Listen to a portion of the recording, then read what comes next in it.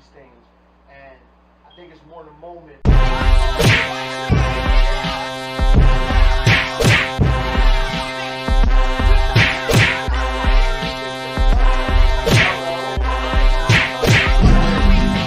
These guys came from Woods of Delaware.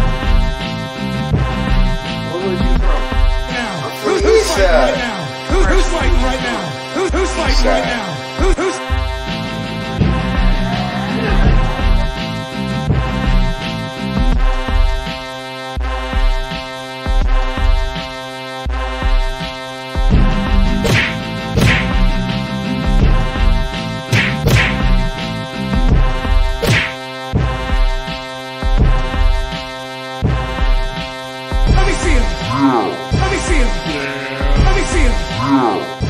Man, it's your boy D-Mac, man. Fire Nice Podcast.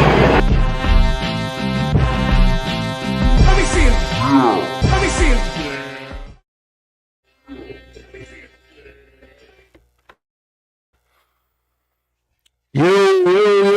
Yo. Yizzo.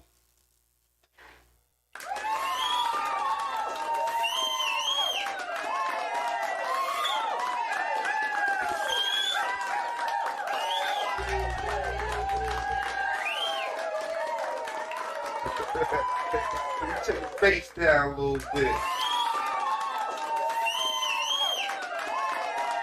Shot o'clock. Let us get situated. Shot o'clock. Let us get situated. Thank You good? You. Oh no, shot o'clock. Got that. Shot o'clock.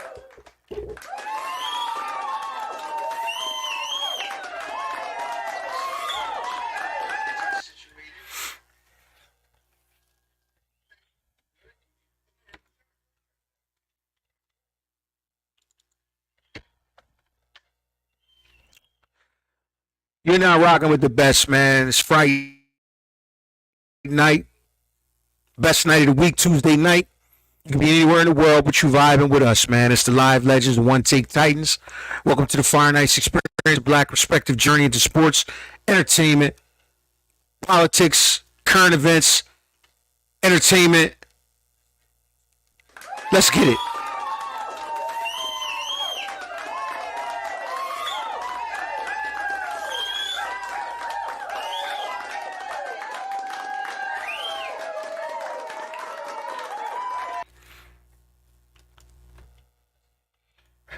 I want to give a quick shout out to my good brother. Who is he? The Match 6 man himself, B motherfucker. Yeah. On the check-in on the ones and twos. What's good with you?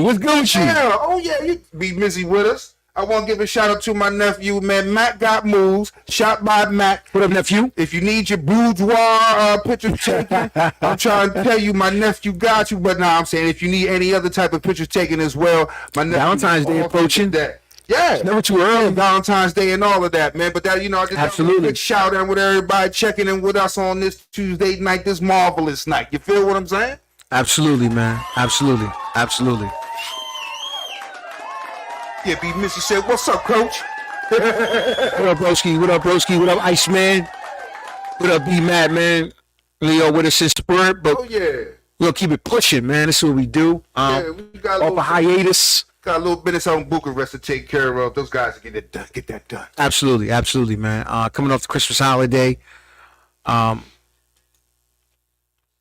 Coach, VIP, RSVP, MVP, and I present to you the world's greatest, often imitated, never duplicated.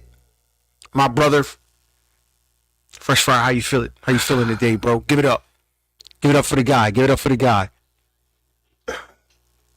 Well, thank you. Thank you, everybody out there. Man, it's Tuesday night, my favorite night of the week. I'm feeling marvelous, as my pop would always say, man, but like we always like to do around this time. To all my people out in Bangor, Maine, all the way out to Barcelona, Spain, and to the Iceman and to B Matt that's doing their best to make it on back to Bucharest. I want to give all my people who's just walking with us a great big hello and how are ya? Absolutely, man. No question. Sorry to keep y'all waiting. You know, got some things together, man. Took a little break for a week, much needed. But we back. Got some serious topics to go through. We got some things to discuss. A little powwow. You gonna powwow with us? We appreciate y'all rocking with us. Let's powwow a little bit, man. Tuesday night, that's what we do. Let's powwow a little bit. Yeah. How about that? How was your Christmas, bro? And for all those who don't celebrate Christmas, how was your holiday or your day off? Because I understand that, you know, there is a contingent that does not celebrate what they would consider a pagan holiday and all that. Thoughts? I'm not one of those who doesn't partake in the pagan holiday. I do partake in the holiday of Christmas. No, I'm not a Christian. I'm not necessarily celebrating Christ's Mass. I'm not doing that, but I am celebrating the fact that a lot of people that I know and people that I don't know get together around this time of the year and they're feeling some of the best they feel all year long. You're around people who you haven't seen for a very, very, very long time, and you probably love them. So these are the times and the events that bring these people together in your life. So I love all of those things happening and converging upon what my man would say, a day off. It's a day off, man. It's a day off with the fam. I don't care what religion that is, man. Day off with the fam. Hey, man, take that day off, man. Pray. If that's what you want to do. Yeah. You can take that day off to watch football. Watch basketball. Clean the garage out even. Absolutely. It's the day off. I had a decent, you know, I think for me, man, I'm in a stage of my life where it's more about making other people happy. I now know what my parents felt like. I know what my parents felt like. to kind of like have a day where it's like you see so much joy and kind of like you look at the little return on your investment and it's kind of like, you know what? It's okay. You just take it. You just, I don't want to, it is what it is. It is what it is. It's, you know, you kind of move away from that kind of return your investment thing and you see the smiles that you put on others' faces and it's like, cool. Okay. Let me keep it moving. Good brother, man. It almost was a situation in my household. It almost, I was very tame about it. I had to ask some questions and then I got to the bottom of some things and I was like, oh, okay, I can see how that can happen. Chime in. Let us know how your Christmas was, man, in the comments, man, if anybody watching. Let us know how your Christmas was. It was funny. I'm not the type of person like looking for a whole bunch of stuff, you know what I'm saying? I'm just looking for matched energy or matched effort, you know what I'm saying? You know, so. Sounds nice in theory. Is this what got you on fire? No, you know what? Somewhat. It had me on fire until I got to the bottom of it. You know, before we do this, let's properly. Oh shit! Well, let me. No. You good? You good right there? That's good. I mean, we ain't got to be 100% equal. Just as long as you know. Proceed. I've gotten to the point in my life where, you know, kids grown. You know, they don't want a whole bunch of nothing. You know, they ask dad. Even if you ask dad, like, what you want? I don't know. But I'm not gonna say I'm assuming. I know I'm gonna get you something. You know what I'm saying? I'm gonna get you something. If it ain't nothing but a card and it ain't got no money in it, I'm gonna get you something. So I'm like, all right, cool. If I get you something, just get me something. You know, so you can get me a card with nothing in it. Hey, Pop, you know what I'm saying? How you doing? Pat on the back here. Take this card. It has nothing in it. Fine. I don't really want anything. I just want you to, if I gave you a card, you give me a card back. That wasn't necessarily what was going on to what I thought was happening. To what like I said, it's definitely not what happened. It would have had me on fire because I'm adding up. I'm actually playing. I'm like, well, how many? You got a scoreboard? You got a mental scoreboard going on? Okay, well, I sent one that way. I ain't get one back. I sent one that way. I ain't get one back. I'm like, hold up. That mental scoreboard is going off. Yeah, and it's ringing. I'm looking at him like, well, I know who got me that. I know who got me that. We missing something here. Math ain't mathing. Somebody ain't check in. I think, and this is why I say I'm at the stage of where my parents was, and I understand where the math don't math, where it's a lot of output but not a lot of intake. They wasn't checking in, man. They wasn't checking in. So I thought. Now, mind you, Christmas would be going on early in the morning. It used to be even going on earlier than that, but Christmas start jumping in our domicile about 7. They used to start jumping even way before that. So mind you, 7:30, 8 o'clock. All the gifts is right counted for. Right. All right, cool. I'm going about my day. Mind you, 12 hours later, 7:30 at night, bling, bling, bling. My phone started going off, and it's my chime card. Okay. Hey, such and such sent you some money. Bling, bling, bling, bling. Such and such sent you some money. I'm like, why the fuck you feel like you want to send it to me now? And I'm like, you know what? They probably was on some bullshit. They probably was, nobody was in the banks to process these transactions. That's why they came to me actually on Christmas, but not in a timely manner. So that, you know what, that makes sense. That makes sense to me now. But I was like, I was sure enough keeping count. I was like, a couple of my kids ain't checking in on Christmas. What the fuck's happening? That's right. Okay. What happened with you, bro? I mean, it was a day, man. It was an interesting day. It was a day of kind of like running around. It was a day of running around. On Christmas. It was kind of eventful from the standpoint of a couple of things, transpired that don't normally go down. It's normally me. I'd like to. I'm of the ilk where I would like to plant myself in front of a TV at 12 noon, and that's my post. That's where I'm gonna be at. That's where you can catch me till at least like 8 that night. Plate, nap, snack, nap, game in between. That's listen. That's the routine. Listen, it's a day off. I'll take that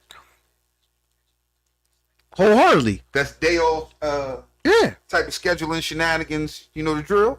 Absolutely. Okay. Absolutely. So listen, without further ado, because I'll share with you my day, but part of that goes into what happened during that day. Feel free. Saw The Color Purple in theaters. Hey. Yeah, saw The Color Purple. There. Yeah, saw The Color Purple. If you saw it, chime in. What did you think? Good, bad, indifferent, let down, surprised, happy with it? Just let me know. My personal thoughts on the movie was that I personally had not seen the movie in over 30 years. And there's a big reason for that, because I personally am. There's certain movies that I don't need to see a lot. True. I'm triggered by certain movies, and this was one of them. But here's the interesting thing. I didn't know it going in that I was going to be triggered. Oh. Over the past week, when I knew I was going to go see it, I wondered to myself, I was thinking, why haven't I seen this movie over the past? It's been a long time. And I started to look. I made it a point to try to watch the movie before we went. Mm-hmm. And I was thinking, like, damn, why haven't I watched this movie? So I walks into the movie theater, and good movie. I'm watching, and they're doing a good job. I don't want to say great job, because this is such a classic movie. Or it's almost like you'd be remaking like Cooley High or you know what I mean, something like that. Yeah. Like it's tough, man. Like they could never, ever. All you could do is do a credible job from the standpoint of just rock out, just do you, just put your own little spin on it. You can stick to the script or put your own little spin on it. So I'm watching a movie, and what happens is boom, they pull into the gas station, right? Mm-hmm. And it was surreal for me because it all came back to me, and I said, My reaction was, oh, this is why I haven't seen this movie in 25, 30 years. It was the part where they beat Oprah. Okay. Or Danielle, I forget her name. I know her name is Danielle, but she's a hell of an actor right now, young actor. She plays in Peacemaker. She's got a lot of roles, man. Shout out to I think it's Danielle Thomas, if I'm not mistaken. But she plays the part of where Oprah played, and they beat her, and it came back to me, and I said to myself as I'm sitting in the seat, oh. This is why I haven't seen this movie, because I literally mentally blocked this scene out 20, 30 years. This movie came out in 85, right? Yeah, show you right. Show you. And I think I haven't seen it since the 80s. Wow. Yeah. But here's another tidbit. I went to see Rosewood one time. Have I ever seen Rosewood? I've only seen Rosewood one time. There are certain movies that I have literally blacked out. Like, I only got to see it one time. For all you people, I am Christian, and you know I'm more spiritual than I am religious. But I didn't need to see The Passion of the Christ multiple times. I only seen it one time. Only need to see it one time. I'm good. Got you. Certain movies where I've blocked out mentally certain scenes, and that one was pretty graphic for me at that time and triggering, because it was a black woman being beaten mercilessly for absolutely no reason. And I remember, now mind you, 1985, bro, we were in the 5th grade. So if we're in the 5th grade, we're maybe 10, 11. No, we're 11. We're maybe 11. 11 or 12. 11 or 12. So to see, you know, the lady from the talk show getting beaten like that, it's pretty graphic. I personally blocked it out, and it triggered me, and I realized when I'm sitting in a movie theater in 2023 why I haven't seen that movie in so long, because that was triggering at the time, and it was brutal. That movie was brutal. The scene itself was brutal in the aftermath. I will say, turn your computer off if you don't want any spoilers. This movie was not about the brutality or the symbolism. It was literally about carrying out the movie in a different context, in terms of being able to appeal to the masses and be able to be shown. They dialed it down as far as the brutality, the rape, the abuse. They dialed it down a little bit. Okay. In favor of more pomp and circumstance and showmanship and singing and color and things of that nature. They dialed that up a great deal, because in all actuality, it's a musical. It's a musical. So if you're going in expecting some Oscar-winning performances, it's not going to happen. That's not what this is. This is a musical. Great job in its essence. It's a musical, and a great job. Did a great job. Fantasia captured the essence of Celie greatly. Shout out to Fantasia. She's one of my favorites. You know, oh hell yeah. Fantasia is one of my favorites. She captures Celie greatly. As much as Taraji P. Henson is as great of an actress as she is, it's tough to follow the act of Suge Avery. It's tough to follow that performance. Good job. You know what I mean? I don't want to condemn it as much, because that's a tough act to follow. Yes. Even Danielle Thomas. In Oprah's role is Color Purple period is a hard, tough act to follow on any fronts. I will tell you who exceeded my expectations. The Mister in this movie was just as sinister as Mister in the original Color Purple. He was just as sinister. Got to be. Absolutely.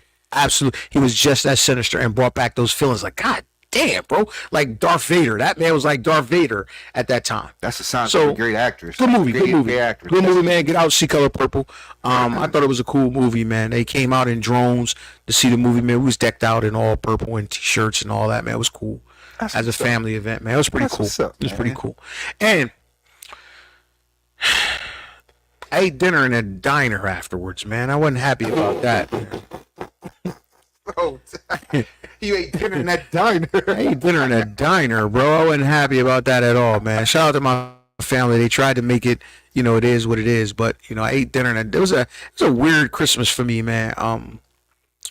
Everybody was happy, but it didn't go according to plan. Like in my head, it didn't go a way that it was supposed to go. But it is what it is. It is what it is, bro. It is what it is. But get out to see that Color Purple, man, was cool. I liked it. I personally liked it, man. It was a cool movie, man. Nice remake. Did a good job. They stuck to the source material. It was, they deviated somewhat, but it didn't detract from the movie. The deviations didn't detract from the movies itself. I've seen a lot of people going, and I've seen some negative things about it, and I'm like, Can't please everybody. yeah, Can't please everybody, man. it is what it is. I'm not sure what everybody. They clearly said this is not a remake of Color Purple. It is a musical based upon The Color Purple. So that right there will tell you we're not looking to remake a classic. It's so hard to remake something of that. So many remakes fall short. You know what I'm saying? So I'm pretty sure Oprah had made that clear. Like, man, I don't know if I want to make a remake. It's going to fall short.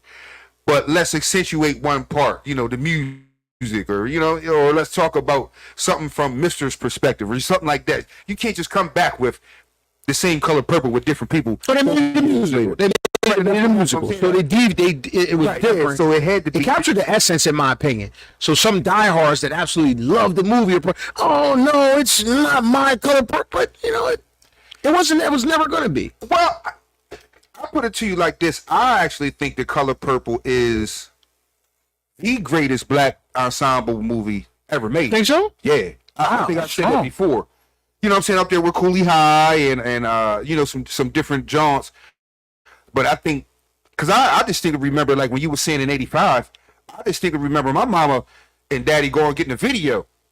And we all sat down and had to watch this like we was at the movies. Like, because it was so important. It was so noteworthy. It was all those things to black people. And then we sat down and watched it like, yeah, it did everything that I thought it was going to do, So to have that mean so much to black people, you can't just go in there to, what we're going to do? We're going to make Color Purple again. Hold tight on that. Hold tight on that. You say hold tight? Hold tight on that because Hold tight. y'all might got a 16 chap. Y'all might got some paintings on your ceiling, but you know what we're gonna do? We're gonna remix that. How the hell do you remix the 16 Chapel? It's tough. It's tough. You know what I'm saying? It's hard to do that, but it's people out there looking for those kind of things, and I'm like, I don't think you're listening, and truthfully, I don't think that's what y'all want. Right. And I'll make one case in point. Oh, Coming to America coming back out? Yeah. Right. So many people wanted, like, nah, man, it's gonna be very hard to duplicate. Yeah. The Color Purple. I'm Coming to America, and then you're gonna have so many that try to say, "Oh man, they try to do this." Now see, the difference is that Coming to America was literally a continuation of. This was literally a I don't want to call it a remake. What I want to call it is a. It's a musical. It was a musical. It was a different lens on the classic. It was a musical. Yeah. And it delivered on the musical part because the performances were stellar from that standpoint, So it delivered from that aspect. Definitely. It definitely delivered from that aspect. It was definitely funny too because the actors managed to capture some of the humor that the original film had. That may not have been intentional humor, but it was humorous. Right. So it did capture that. So, good movie, man. Go out and check it out with the family. It was beautiful seeing all of the families out there, man. And people really, really supporting the movie. So I give it a thumbs up. It was a good movie. Staying with the entertainment theme, I'm gonna run through a couple of things here. So listen. Man, Jonathan Majors was fired by Marvel, which is a peculiar case in itself. That case puzzles me because there was so much insurmountable evidence that supported that this man wasn't abusive. There's various film showing him. You know what? Your thoughts, bro. I don't want to stand on ceremony here. Talk to me. What's your thought? Jonathan Majors fired by Marvel. Man, Kang is gone. This interpretation of Kang from what actually was going to be probably one of the better Marvel performances, because Jonathan Majors was laying it down as Kang. From what I hear, he was doing an awesome job in the Marvel Universe as Kang the Conqueror. There were so many people that was just making excuses that, I ain't gonna say she was making reasons to keep him in Kang's position, or I'm not that familiar with that. But what I am familiar with is the black and white dynamic in regards to dating. And it's funny because you hear people say, man, if he was with his sister, she wouldn't have called the cops. And I said, possibly. Now, she may call the cops. But what I do know is it's not a lot of sisters, even though they probably should.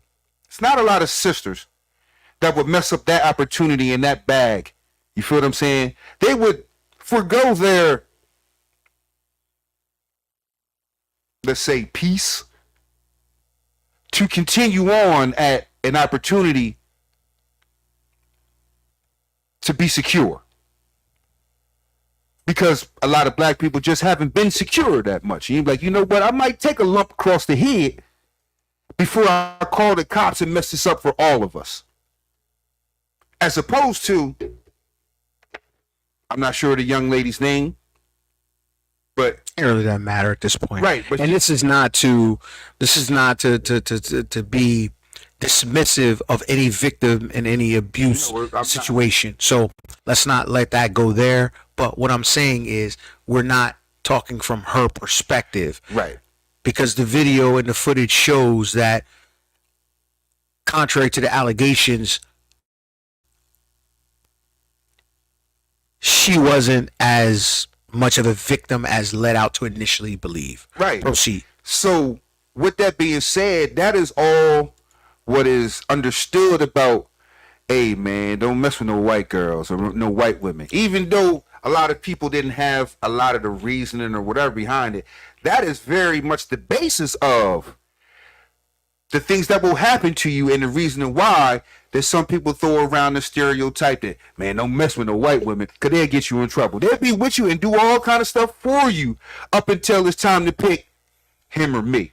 And as we see in this situation right here, she wasn't even the one picking him or me. It was the establishment. She was actually picking him, as the video would show her in a Benny Hill type of chase down. Like, she's chasing this man around the city. What I'm saying is, because she happens to be a Caucasian lady who didn't call the police, he called the police. If she happened to be Bonita, this wouldn't have happened like this. They wouldn't have been so fervent to prosecute this man over misdemeanor crimes. Now, mind you, he's been found convicted of these things. No problem. There is no jail time even on the table for this man. So why did you adjudicate this so seriously? Is it because he's Kang the Conqueror?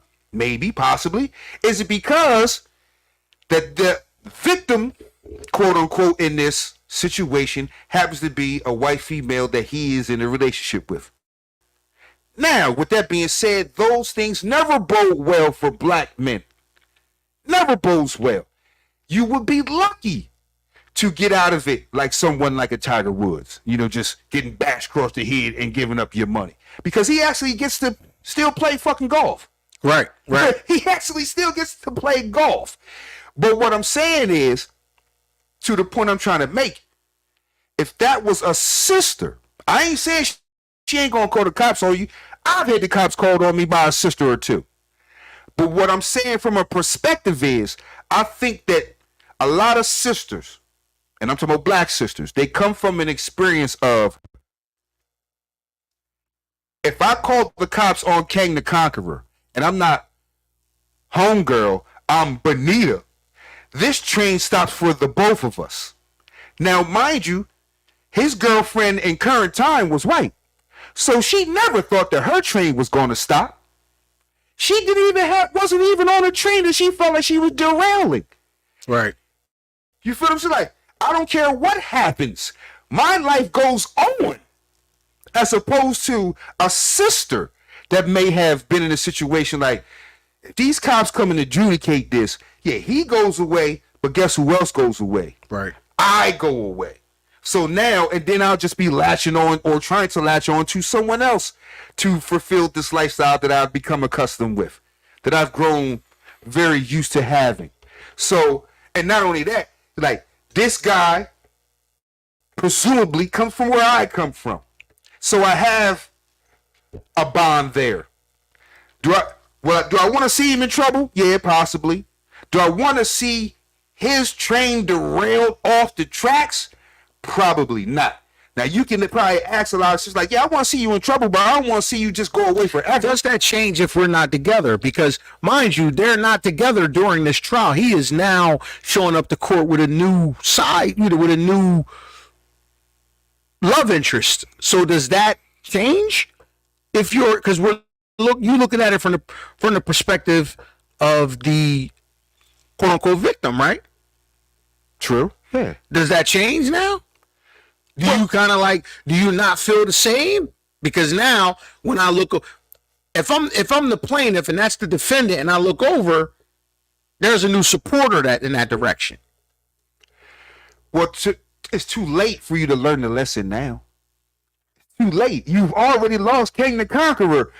Knowing what a lot of people say, yeah, it may sound stereotypical, it may sound anecdotal, but here it is. It happened to show up right on your desk. And just what happened, what a lot of people predicted would happen in said circumstance, it happened. So you trying to change it now, it doesn't matter. You going to get Megan Good now to have a sister on your arm? It don't matter. It doesn't matter because you can't get back Disney. You know what I'm saying? So you have already lost. So you should have learned the lesson before. Like, oh, does it matter now? Like, don't matter now. It's already past the point of no return. If you learn the lesson now, the fuck good is it learning the lesson now? What good is it learning the lesson now? You have already, like, when you get on and these, you ask for a white girl. That's anecdotal, but and stereotypical, but most anecdotes and most stereotypes are steeped in some kind of truth. Right. And they say those type of things for certain reasons. I don't reiterate them, but I know why they say these certain type of things, because there is some connection to dating a white woman, get in trouble. You know what I'm saying? So issues. Right. And we're gonna visit that shortly. We're gonna revisit that shortly. Moving on. More Hollywood news. We're gonna speed into this thing. Actor Christian Keys claims saying that he has been abused in the past by someone in a specific Hollywood circle. Now, mind you, I don't have to take a guess at who this is. Allegedly a prominent, quote unquote, black male, powerful entrepreneur, started out making, allegedly, you can make your own inferences as to who this is. If you don't know who Christian Keys is, he is I don't want to say a big time actor, but I want to say a successful actor. You can connect the dots, and I'll say that a lot of the dots have been connecting to allegedly Tyler Perry. Thoughts? Bro, I'm at the point where I'm starting. I don't want to be dismissive to abuse victims' plight. You don't want to be that guy? No, I'm never going to be that guy. But what I am going to be very insensitive and cruel to is people making these claims without substantiating or just saying who it was. That's my thing. Right. Like you're saying these things in a cloud of mystery, and you actually letting your accuser, I mean, you're the subject of your angst go in a cloud of obscurity by not really laying the hammer down and saying who it was. It don't make sense to me, man, because I'm like, all right, well, if these people have abused you, if they have abused you, why are you giving them a pass to abuse anybody else right here and right now? They're like, they abuse me, but I ain't gonna say no names. They could be right here, right now, watching you on YouTube talking about I ain't gonna let nobody's names go with someone they're abusing right then and there. And that person be like, damn, I wonder if he talk about this person next to me. Or maybe they don't even have that idea and be like, and if you say like, I'm sitting right next to this abuser. You feel what I'm saying? So I'm like, if you're gonna make these claims, you gotta start substantiating this kind of stuff because you're doing more hurt than you are doing good. Because you ain't helping nobody by saying there's people out here abusing people. All right, cool, we knew that. Who the hell are we? Who the hell are they? So we can get them the hell out of the way. Well, I ain't say it was nobody. Well, what the hell did you say then? You said nothing. You said nothing. It's abuse out here. We knew it.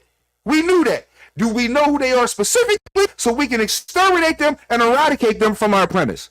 Oh, well, you said nothing then. You said nothing. Move out the side of the way, Christian Keys, because you did nothing to help us get to the bottom of who abuses these people. You didn't help us get to the bottom of who abuse you, motherfucker. So why the fuck did you bring it up? Oh, boy. Oh, boy. Come on, man. You got to say something, man. Interesting. So listen, I want to go through a list of Hollywood actors, Fresh. You tell me, blackballed or not, right? Okay. I mean, because it's a thing, right? It's a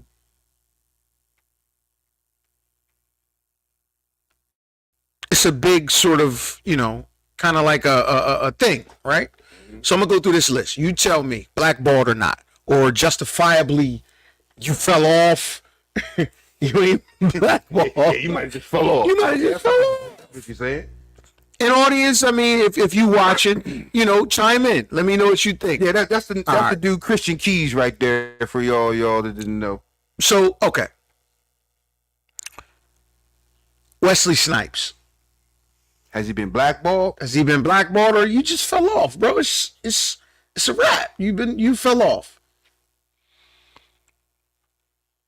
I think he's been more blackballed than fell off.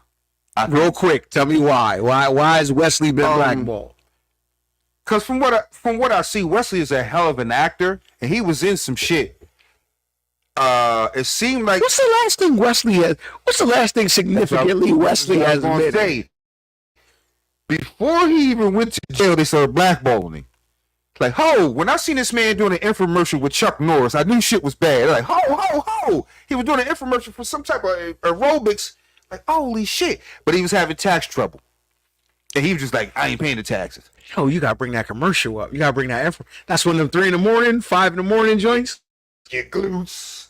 Oh, man. Yo, I can't make this shit up. I cannot make this shit up. Wow.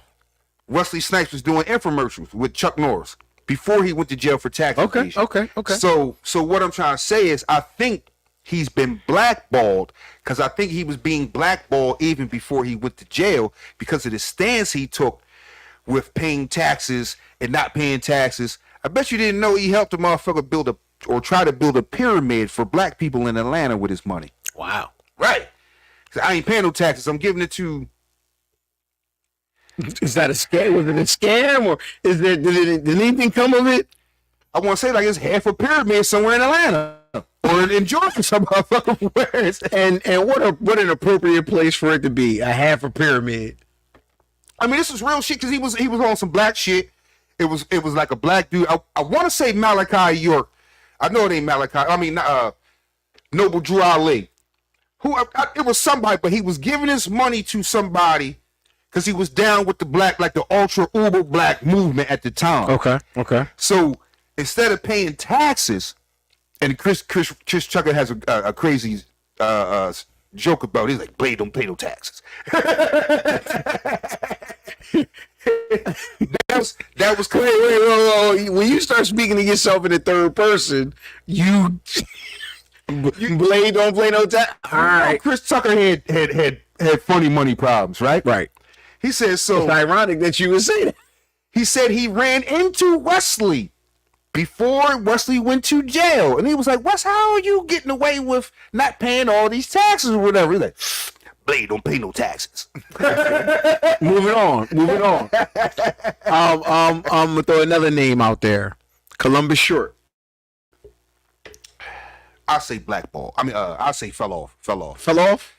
He wasn't. He was on the hottest TV show at the time. What was that? With Community? No, not Community. The show with Kerry Washington, man. With the, Are you?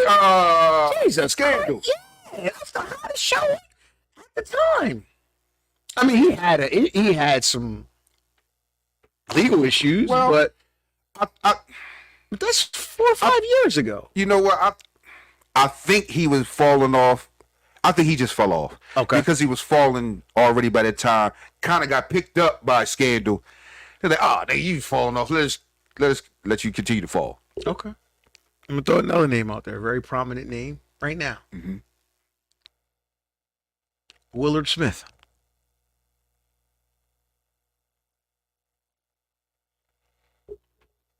Willard Smith, did he fall off or is he being blackballed? I mean, because we're in the middle of this right now. Like we're in the moment of this one right now. I can't even say either. Because I can't say he fell off. Because he just won an Oscar for King Richard. That was last year. Or earlier last year. That was But last that's year. work. That's work already in progress and work that's already been done. Like fresh off of like that's kind of like simultaneous. Well, I could definitely say Gemini Man and but shit, he did Bad Boys. Everybody got bad. He Everybody did got Bad bad. Boys for life. So that's what I can't say he fell off or being blackballed. But if I had to lean more to one, I would probably say falling off though, because he's made some Falling off? underwhelming movies. Because I can't see them blackballing Will Smith. What's his brother's name? That's Isaiah Isaiah Washington. Washington, blackballed, blackballed. He's blackballed. He's been blackballed. He has some very controversial thoughts on and perspectives on things. It's a lot of black people don't like his perspectives on black people. I would definitely say he's a black Republican, so you can take from that what you like. But he's done some things and said some things, and he's actually struck people on sets. So he's fell off. They're like, we're gonna help you fall off. You can't get no roles around here at all. Right. We're gonna help you fall off. He wasn't. We say canceled or fell off. He was both. Canceled, blackballed, or fell off. Like I said, Because let's let the record reflect that canceled and blackballed sound the same. It's a little different. Yeah, it's a little because canceled kind of like is more or less from our people's perspective, right? Mm-hmm. We cancel you. Yeah. Blackball comes from the people. like blackball comes from more the establishment. Yeah, you can't get no Canceled job. people come more from. You can't get no job, sir. Like, I think he was blackballed. They're like, you can't. There's no work over here for you, Isaiah. There's no work. And he was on what was that, Grey's Anatomy?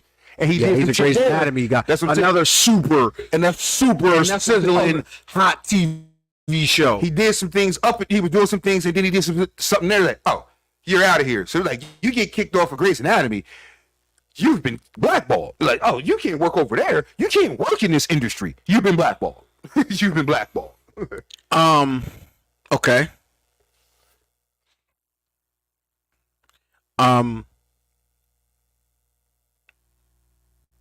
Another guy who,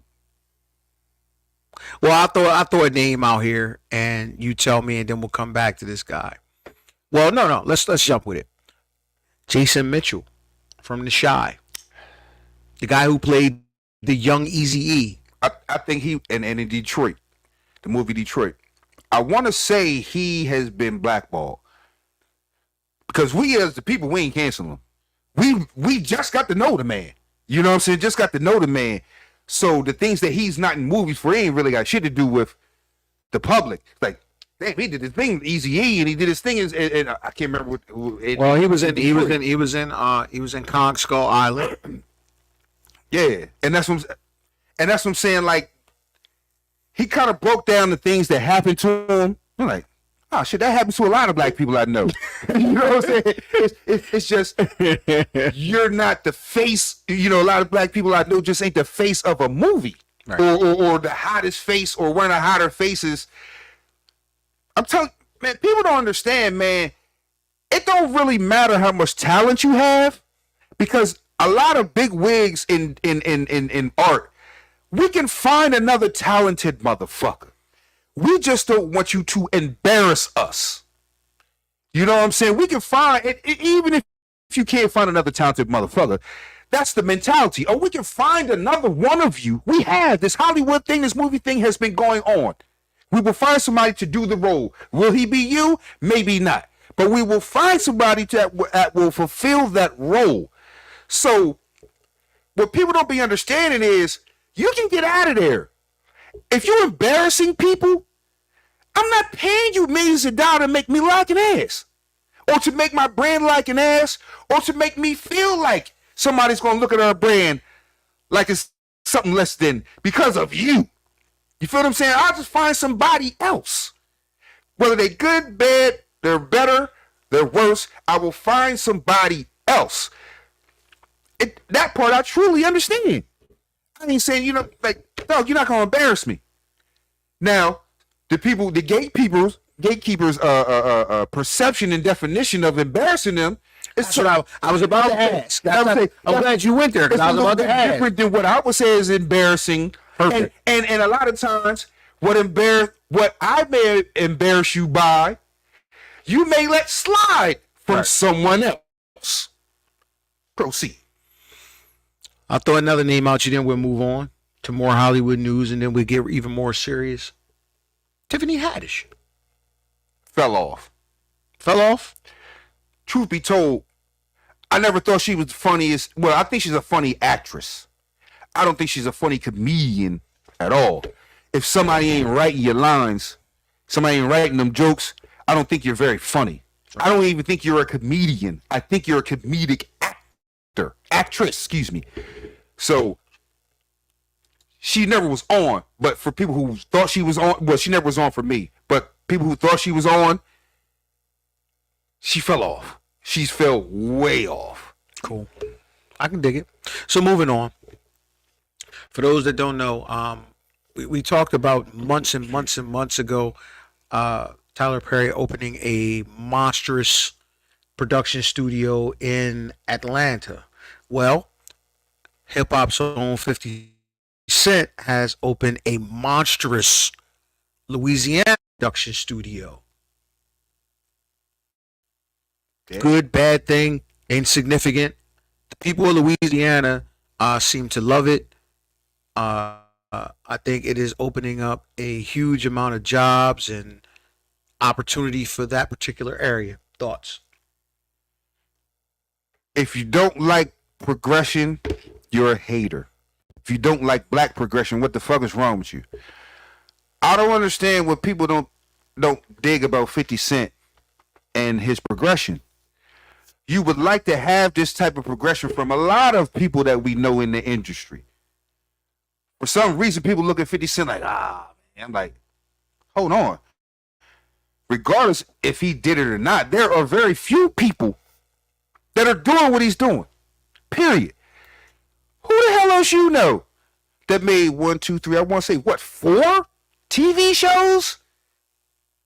Predominantly all black. Bro, he is okay. So to me, now mind you, Besides Tyler Perry. yeah.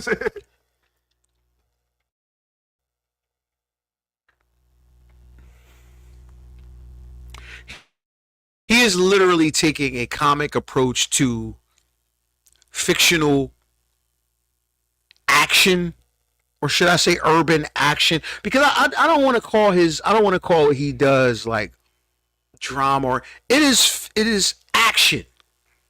Fictional black action, right? He's taking like a comic approach in his spin-off ability and ability to craft interesting stories from a urban perspective, right? Yeah. Because of course you could look at this and say it's the same old tire stories or whatever have you. But he's finding a way to make it interesting because we're interested in these stories that he's crafting, whether it be fictional or a biopic. He has a knack for finding the ability to make us tune in, and we're tuning in. Get that man more carte blanche to create more. Absolutely. I don't understand why people hate Absolutely. on. I'm like, okay, well, name your favorite rapper and see what he's It's not really about him being a rapper now. Not what I'm saying. Kind of like, not what I'm saying is a lot of people hate on him just because he's 50 Cent and he shouldn't be doing like he shouldn't have been able to sell vitamin water for what he did, but he did. You know what I'm saying? You act like it ain't other rappers that ain't had that opportunity. I know there were probably a bunch of other rappers that had the opportunity to get said rich like him. Okay, cool. Why are you hating on 50 Cent for doing it? I know been a bunch of rappers that would love their own signature shoe. They ain't get it. 50 got it. Oh, they Reeboks. Nigga, you didn't even have kangaroos. You feel what I'm saying? And we talk about prominent rappers. They could have had it. They just didn't. Now, when you get to 50's thespian, he's actually a little bit better actor than I thought. Let alone the movies and the shows that he has brought out. I'm like, come on, man, how can y'all hate on all this? But the people, when the people don't like you, they're just going to not like the shit that you do. And I'm like, that's fair. You're not being objective about this thing. You're being very, very irrational about this thing. So we're never really going to get to a point where you have a liking for what 50 Cent does. right. I'm just saying, one of these days you're going to have to sit back and understand that he's doing a lot of shit that other people ain't doing. And you ain't giving him no credit just because, he's 50 Cent, that. I've liked 50 Cent every step of his career, ever since How to Rob an Industry Nigga. Ever since Murder, I Don't Believe You. I felt that 50 Cent was one of the more genuine people in this hip-hop game. And one of the more talented people in this hip-hop game. And as you can see, people looking around like, I'm like, okay, name me your talented people and name me the things that they've done that shows more talent than just the talent you're known for. 50 Cent he's been, I can eye talent. Right. Eye talent. Listen. Listen, because the talent that he's had on these shows, man. Woo, Young Juke. Dog, all in the 50 Cent Stars universe, I'm like, damn, they doing a hell of a job over there. I'm like, you sometimes this ain't no Tubi operation. You feel what I'm saying? This is no Tubi operation. This is black people excellence. Doing black excellence. Black filmmaking excellence. And this is not a Tubi operation. We only put a couple people on this level. Like 50 needs to be revered in these spaces, because this is not just by happenstance. This man is a marketing genius. He's a marketing and creative genius, because whereas he may seem like a quote unquote feel good story, he's a genius, man, in terms of where he's come from. And he told us this. He projected that, I'm not just a rapper, like I'm more than that. And here we are with him settling on this huge production studio that's going to create more opportunities and more, I think, timeless classics in this particular situation. Shout out to 50 Cent, man, and the Louisiana legislature. All these accomplishments and things that we've named that he's done just right now, if you ever hated on that man, you're like, how could you? You just being a hater. You feel what I'm saying? Like, we just named several things that he's done that your favorite rapper, probably hasn't done or probably can't do. And that you want to hate on him for doing it? You want to hate on him for bringing jobs to Louisiana, which I know is fucking poor as shit. Or not, I ain't going to say poor, but he probably bringing to the poorest of the people jobs. Not just jobs, industry Yeah. jobs. Absolutely. Call up your local congressman or senator or your local rapper or actress from your neighborhood He's and going ask them through a to do lot. that same stuff. And he's gone through a lot for this, man. I fuck And with 50. the Louisiana legislation, we appreciate them for approving this. This is big. This is huge for the people of Louisiana, and it's 50 Cent. And for us, you know, craving for more entertainment. So hopefully a lot more comes out of this, and we'll see. So listen, in the corner of black people shit. Yeah, I like to tell my black people. Black people shit. Shout out to Alice H. Parker. It's wintertime, right? What do we benefit from most of in the wintertime? Heat, right? Yes. We warm. Yes. Shout out to Alice H. fucking Parker. Was an African American inventor. Was active in the early 1900s. She is most widely recognized for her patent filed for the gas furnace, which served as the basis for the development of modern heating systems in use today. Shout out to Alice Parker, man. Shout out Alice Parker. Absolutely, absolutely, man. Shout out to Alice Parker. Fucking furnace, man. She created the furnace. Think about that. You know, a black woman created the furnace. You know what's funny? We was talking about shit. Proceed. Proceed. All right. So listen, I got a story for y'all, and you might have heard it, but I just want to expound on it. I want to talk about it. This is pretty funny. Brianna O'Connor, you know who she is? I think so. All right. Talk about it. Connor is a high school basketball coach, right?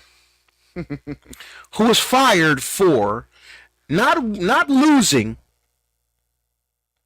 but being too fucking fly. Yeah, I heard about that. She was wait, whoa. Let me. Brianna O'Connor was fired for being too fly. The opposite of Pam Oliver on the sidelines. Right? Is that right? She was fired for being too fly. Mm-hmm. Right? Mm-hmm. She was the Opelousas basketball coach. Mm-hmm. And despite her stellar performance, the team unexpectedly terminated her in January of 2023, sorry. O'Connor herself conveyed the shocking news of her dismissal via social media on January 24th, stirring viral attention and controversy. Why? During her tenure with the Opelousas High School girls basketball team, O'Connor achieved an impressive 18-4 record, showcasing her prowess on the court. However, despite her stellar performance, the team unexpectedly terminated her in January of 2023. O'Connor herself conveyed, once again, shocking news via social media. The reason behind her termination became a subject of intense debate, particularly after a post by the news and media website Getaways on Facebook, which suggested that the decision was accompanied by the puzzling comment from the administration that said coaching wasn't a fashion show. Now, I'm going to give you all a second to go and Google her. Deja. Brianna O'Connor. Okay, I'm sorry. Brianna O'Connor.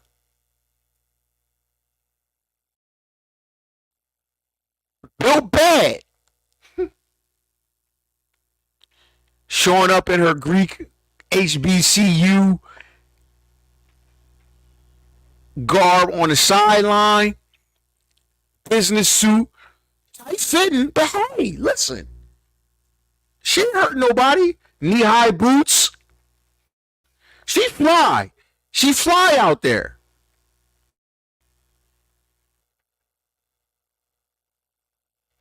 Now, she's not scantily clad. She fly. It's a difference. See, this is a discussion about classy and trashy, right? She is 100% classy out there on the sideline. 100%. Nothing trashy about this lady. Nothing trashy. 100% class out there. I can tell you now that came from some corny ass white people. I can tell you now, when the best celebration you have to come up with is let's go, you have no flavor. So when you look at somebody who has flavor and flair, and they ain't even really even trying, they're just showing up, they look at that as offensive because you can't really do it, and you look at that as, well, we have let's go, and that should be good enough for everybody. I want people to understand that a lot of black people do stuff in opposition to white people just because it is corny. Like, oh, I ain't doing that. A lot of black people have facial hair on their face because a lot of white men shave their faces. You're like, I don't want to look like him. I want to talk like them. I don't want to sound like them. I don't want anything to do with them if they don't like us in those type of manners. So when white people show up and see black people looking black, it is offensive to them. It is, oh, your body and your look is looking bigger and better than the team because they've never experienced that type of stuff because they don't have that type of flavor. And quite honestly, they frown upon that kind of flavor. They frown upon that kind of class, flash and flair because they simply don't have it. They don't have flash and flair. I ain't saying they ain't got flavor and all those type of things in their own right.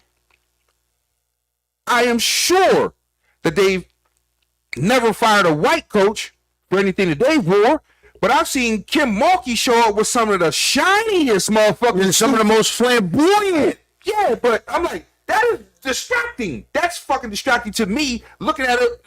Damn how her body looks, or damn how scantily clad it may be stuck to her body. What I'm saying is, Kim Mulkey may have on a bedazzled lion jacket with everything is bedazzled. I'm like, whoa, I have epilepsy. I'm going to get a seizure. The HD is killing you. She's coming through an HD. So what I know, it's a black and white thing. It's a flavorful against flavorless thing. And every time that someone shows up, regardless of the job you did, it didn't have shit to do with the job. You showing up and looking fly and flavorful, even though your job is cool. Nobody should be looking at how you showed up to the job as opposed to the job you did. The job you're doing. No, we'll have a shitty basketball team if you don't show up. I mean, we will have a shitty ass basketball team before we let you show up in this shit that you got on. Right. And we don't like black people thing. That's sort of kind of a flavorless thing. Like, we ain't really used to this flavor. That's offensive to us. So I'm like, I really see it as white people with no flavor, and they scared of people who do have flavor. And this is what you get. We can give a damn about how sorry your basketball team gonna be. You're not gonna show up here looking flavorful. And that's fucked up. She has been since hired, for those that are wondering. She has been hired since March of 2023. And we'll check on her in the new year in 2024 to see how she's doing, man. So shout out to Brianna O'Connor, man, for exuding black excellence on the sideline and a 100% classy.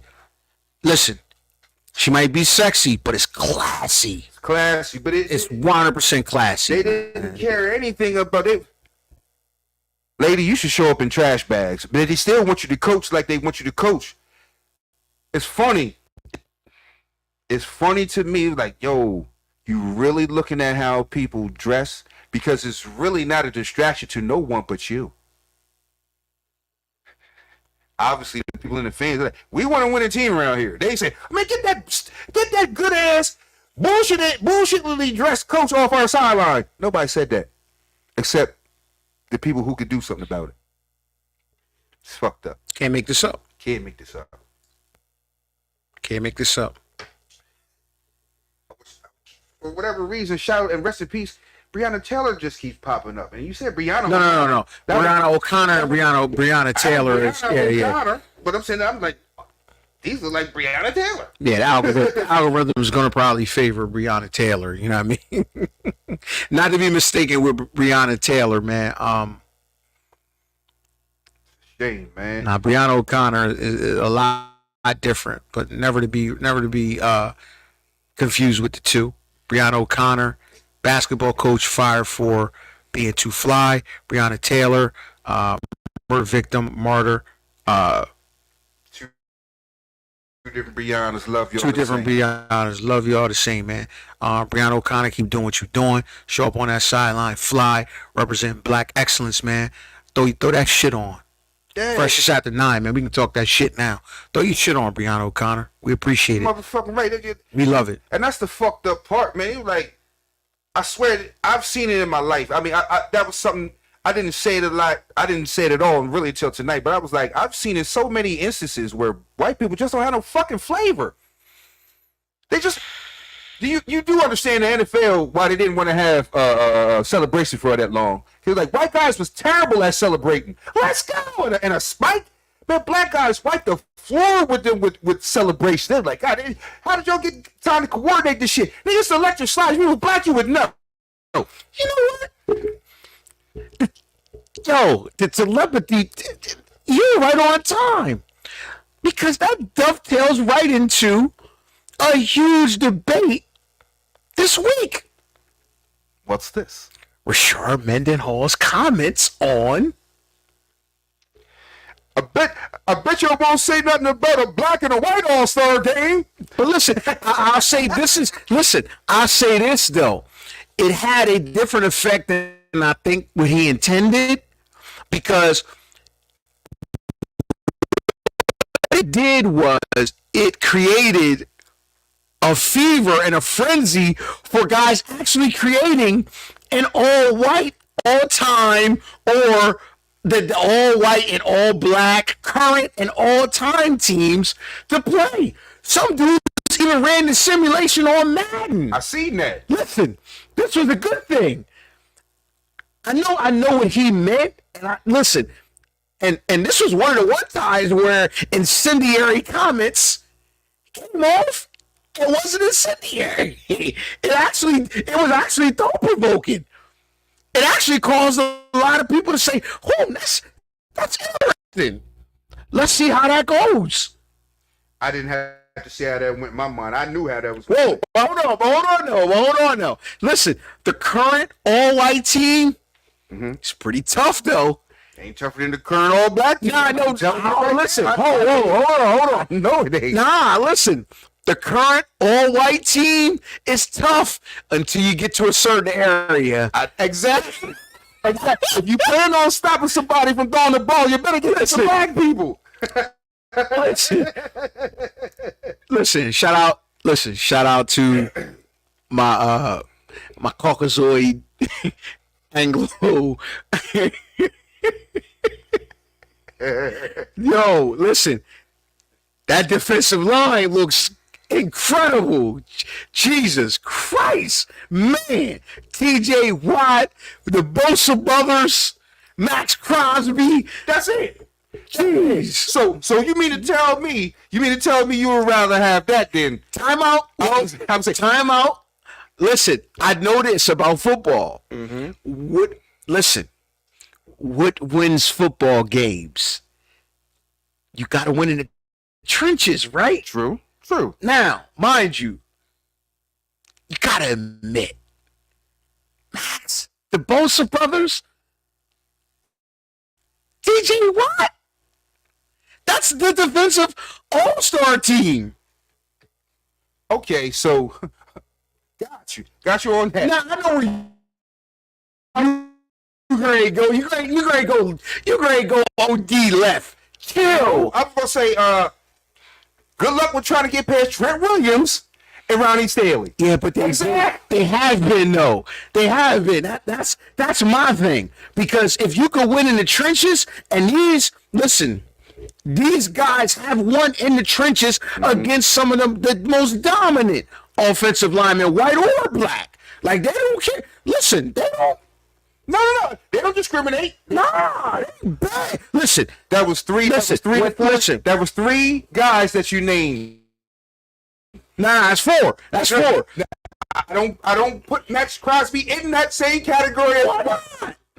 He's not J.J. Watt or the Max Crosby's dominant. Max Crosby's dominant. Max Crosby's Whoa, time out. Now you're gonna have Raider Nation. So I'm saying You're gonna have Raider Nation. So you'd rather have Captain Michael Parsons coming off the edge, or pick any number of black people coming off the edge. You would rather have Max Crosby. That's what I'm saying. No, excuse me, because he's an edge rusher. You name all edge guys, so you have nobody in the middle of your defense. So put either one of those guys there, because you got Aaron Donald there on the black side, Fletcher Cox on the black side. Good luck with that. You can't name your white tackle worth his salt. I can name several black ones. You can only name edge rushers that are white. Nah. Name me a white defensive tackle worth his salt. Name him. And we ain't talking about all the time, talking about this year. This year. We ain't go back to Tony Saragusa. We ain't talking about none of them. We talking about this year. We're talking pure Caucasian, not mixed or anything. Defensive tackle.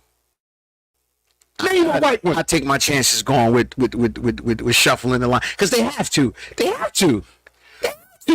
So that right there. I'm only going with the resources they're given. They have to. So that's telling you they don't have the resources. No, they do. They actually do. They don't have the. No. They actually do, but you just have to. Okay. You have to allow for them to. Now, mind you, of course, you don't, as the black coach, as you're not worried about what they got to do. That's not your concern. What I'm saying is, That's not your concern. all right. It's not your. What they have to do with their defensive line and secondary and linebackers is not your concern. You already there. We're going to dust them. We're talking about players. We're going to dust them. It ain't a cakewalk. It's not a cakewalk. To me, I think it is. But other people said it ain't a cakewalk. But if you can name black people in all positions, I can absolutely. but you can't name white people. Defensively, hold on. Now, defensively, they got a problem. That's half the game, Phil. It is half the game. But offensively, let's talk about it. Now, offense, they own all the great tight ends. That's fair. Yo, they own all the great tight ends now. Antonio Gates, where you at, baby? I mean, no, it's some. We got some great ones, but I mean, when you not right now though. That's what I'm saying. Not right now. They Kittle, Kelsey, Laporta, Hawkinson. I mean, Jesus Christ. No, they own tight end in a landslide. Now, they're okay at the wide. Now we're not giving them any mixed breed. We going pure Anglo-Saxon, Cro-Magnon. You got Cooper Kupp, and we giving you Adam. You got Adam Thielen. That's it. Hold on. Look at my face, y'all. Adam Thielen, y'all. Chelsea. Adam Thielen was the top receiver in the league at one point. We're talking about this year. Right. But if you're talking complimentary receiver, I mean, they've had, we're talking about this year. Yeah. Cooper Kupp is, what, a year and a half removed from a Triple Crown. No problem. So, and they, look, now, here's where they can get creative. Listen, this is where they can get creative. They can go with multiple tight end sets. Jumbo sets. And run the ball. Not run the ball, but they can be creative. They can go multiple tight end sets. You can line up, let's say, a George Kittle at H-back type of thing. I'm just saying, because you're trying to create. Yeah. These are their skill positions in terms of speed and things like that. Now, that they have people. Would you argue that they have, quote unquote, the marquee running back in the NFL? Yeah, they probably have the best running back right now. But you definitely barking up the wrong trap. Like, You know how many black people? I mean, we can literally substitute a running back in every play and have success. Black people are the reason why running backs don't get paid because black people got the wiggle in them. Like, you can shake a tree and a running back will fall out. That'll get you 4 yards. It doesn't matter. You know what I'm saying? Like, Christian McCaffrey is the first and only white running back I've seen to even look close to a black running back. Every other white running back was a power running back. Name me one that had wiggle and swivel in his hips. Nah, you know. Exactly. They all were fullback. I wanted to grit this in. One of my favorite. John Riggins, one of my favorite. Nah, that's not even John Riggins. I got one better than that. Mike Allstott. Jesus. He had Christ. But he's a full. Mind you, he was a fullback. That's how you check right. Like, they have the requisite pieces for power football. Listen, your style of football, they have the pieces right now. Listen. Used to be you football. Nah, I used to be a power football guy. I was like, that shit ain't gonna work. It's not gonna. Dog, I no longer like the Nebraska Cornhuskers. Why? They don't run the power football. They don't run it because it's not as effective as it used to be. You know why? Because the guys on the other side of the ball, most of them black, can stop that shit. They just as powerful. Everybody got weights now. So when you line up with Kittle, Laporte, and Hawkinson and Kelsey, good luck with that. You got Micah Parsons, Garrett, Fred Warner. That's arguably my favorite player. All right, he lining one of them jokers up. Now you gotta put in. Now you down to Dallas Goedert at tight end. I mean, it might. Hey, listen. It was. Listen, Rashard Mendenhall. I appreciate you bringing it up, man, and I appreciate all of the white media types and things of that nature that didn't take it personal. They actually, you found a lot of guys running to actually put together teams, man, and they took it as more of a fun thing.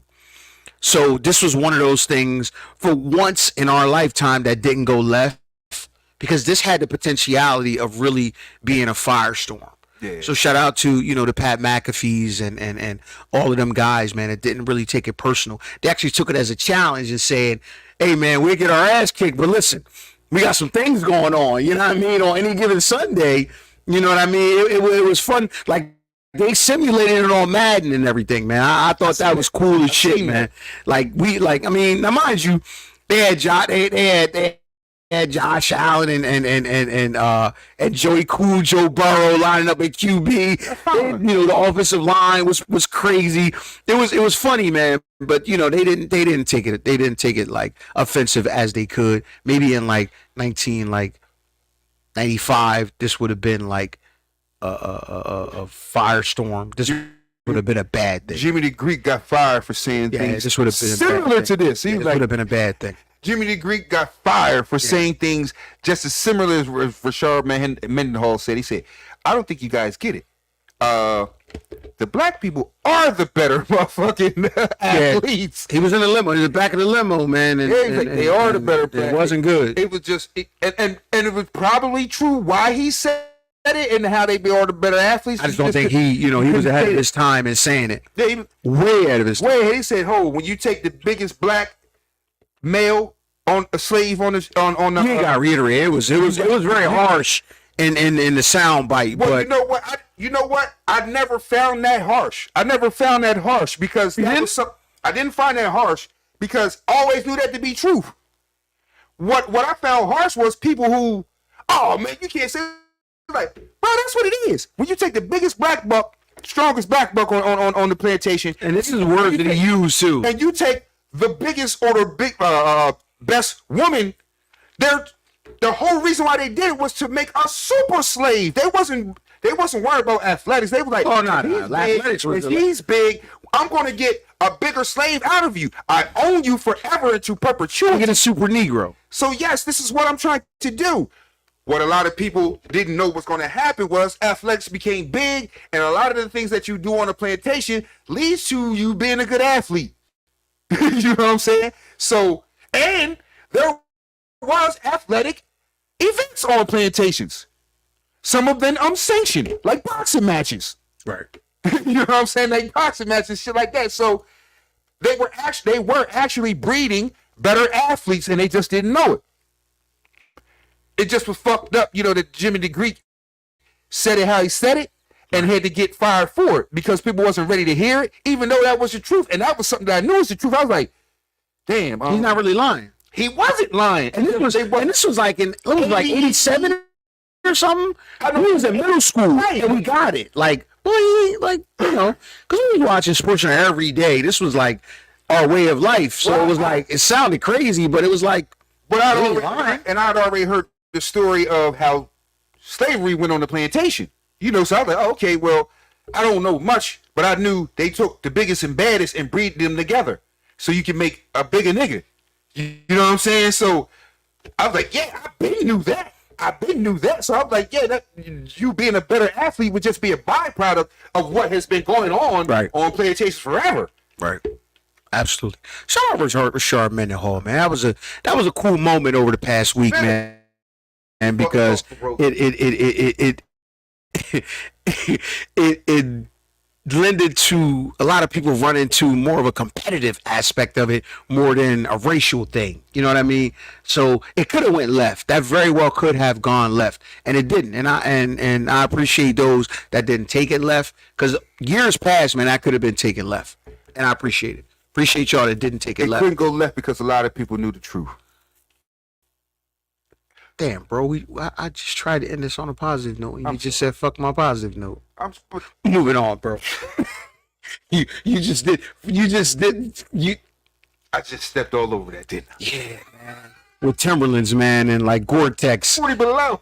And the 40, yeah, you just stepped on it with 40 belows, man. I love you though, man. That's what you do. So listen, I'm gonna give you a choice here. Okay. Before we go into this sports shit, I'm gonna ask you where you want to go with this. Do you want to go? Shout out to B Stu. Day one. B Stu, love you, boy. Appreciate you, man. The Steelers, man. I don't know what's going on with your Steelers, man. Good Lord, man. What's happening? But do you want to go this way? Do you want to go this way with it? Or, hold on. Let me see something here. You know what? Or do you want to go entertainment with it, man? Where you want to go with it? Let me know where you want to go with it. You want to go with it? You want to go there with it? I want to go there. We had some entertainment tonight. Maybe we can get them both in. Cool. All right. Let's talk about Deja Taylor. You know about Deja Taylor? Yes, I do. Boom. This is home. This is at my home state.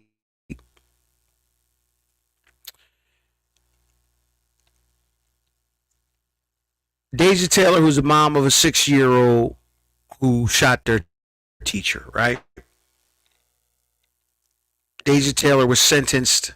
The mother whose 6-year-old boy who shot a teacher was sentenced to 2 years in prison for child neglect, right? Now, 6-year-old taking his mother's gun reportedly from her handbag. Deja Taylor's 6-year-old son shot his first grade teacher, Abigail Werner, in a Virginia classroom. The mother, 25, who previously admitted to felony child neglect charges earlier this year in April, received a 5-year prison sentence with 3 years suspended. This is on top of the 21 months Taylor is currently serving for an earlier conviction of admitting to use marijuana while in possession of a firearm. According to a statement from the Commonwealth District Attorney's Office that Law and Crime obtained on Friday, December 15th, prosecutors noted that she would need substance abuse treatment, parenting classes, and mental health treatment as part of her 2-year supervised probationary sentence. Thoughts? To me, that sounds about right. It sounds about right. It sounds about right. She, like you said, she's Deja Taylor, y'all. Deja Taylor. Even though I'm for my black people, you know what I'm saying? I do fully understand that if you take a gun to school at 6 years old, that has a lot more to do with your surrounding than it does you. I'm I'm not sure if the dad is in the house or even in the picture. So I'm assuming 100% of the responsibility of keeping those type of things out of a 6-year-old's hands falls squarely on Deja Taylor's lap. With that being said, they don't have to, like I always say, they don't have to, but they are taking everything that they can to put down Deja Taylor. You feel what I'm saying? The thing is, it's not much that she did that can get her a bunch of time.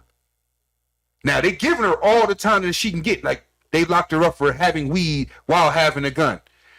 That's the same time you had the gun when your son shot somebody. You feel what I'm saying? So I'm pretty sure that was just what came from the investigation.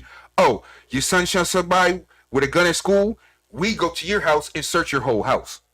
Oh, we find marijuana. So that ain't that big of a situation to me.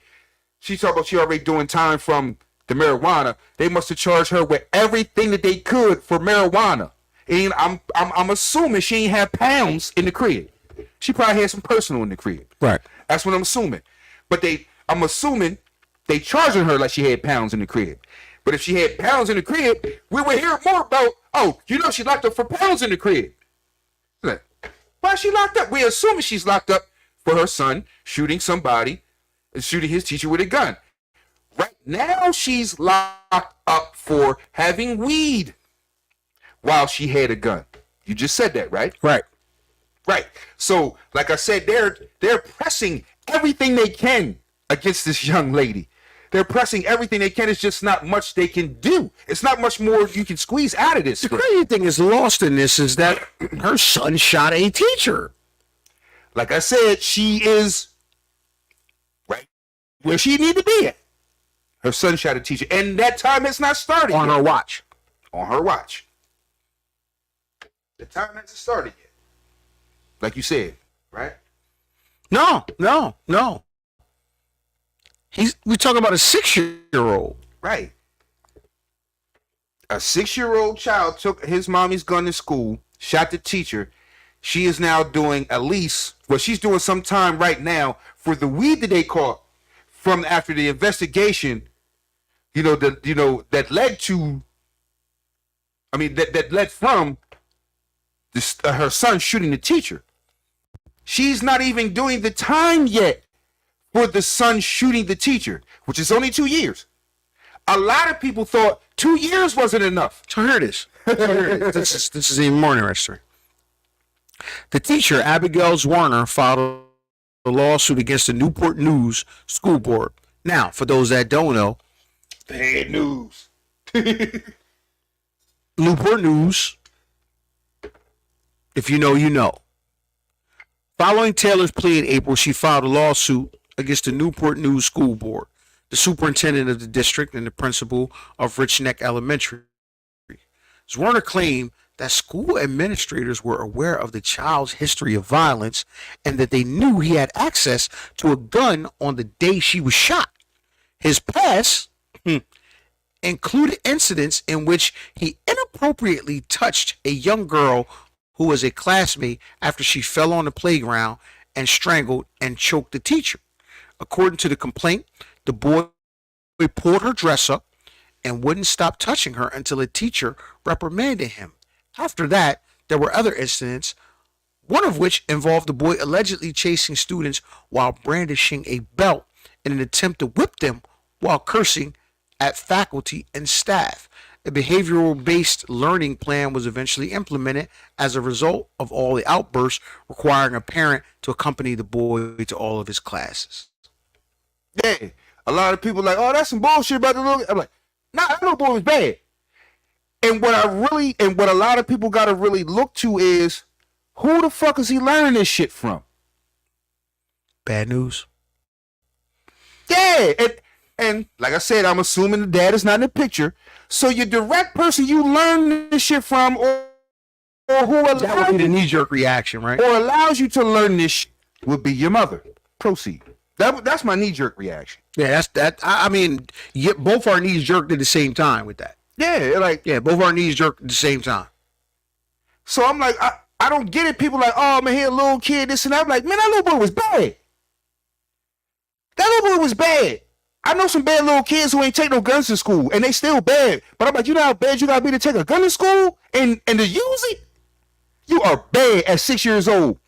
Just imagine the things you've seen at 6 years old that allow you to think that's cool. Do you understand the conversation you gotta have with yourself to do some, even if you young, even if you like, man, bringing a gun to school ain't right. Yeah. Do you imagine the conversations you've had with yourself to say, nah, I'm good with this because I ain't even gonna get in trouble. Because that's most of the time you're like, man, I ain't gonna do this because I'm gonna get in trouble. You're like, my mom ain't gonna get me in. My mom ain't the one showed me this kind of stuff. Who you think he learned, like you said, running around with the belt? Who you think he learned that from? He's getting his ass whooped. Because he bad. He's getting his ass whooped. Him bad. So, with her having to do anger management, I ain't gonna say anger management. It was like mental something. For her having to do some things, I'm like, yes, that's warranted because you have a 6-year-old son and he shot someone already. Somebody, all of y'all need some counseling, some talking to in this motherfucker. How does that work? You feel what I'm saying? Interesting. So listen. Let's get into it. Let's go there. Take a stir fresh. Let's get into it. Football. Football.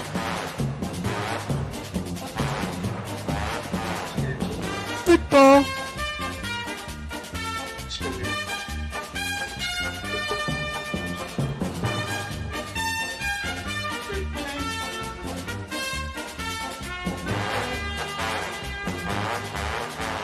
Old Goldie Hawn movie, Wildcats. It's the sport of kings. Golden diamond rings. That's why we're here to sing football. One of the early Wesley Snipes movies. Speaking of Wesley Snipes. Wildcats. Football. Wildcats. Also a young Woody Harrelson and a Michael T. Williams at quarterback at Spurs.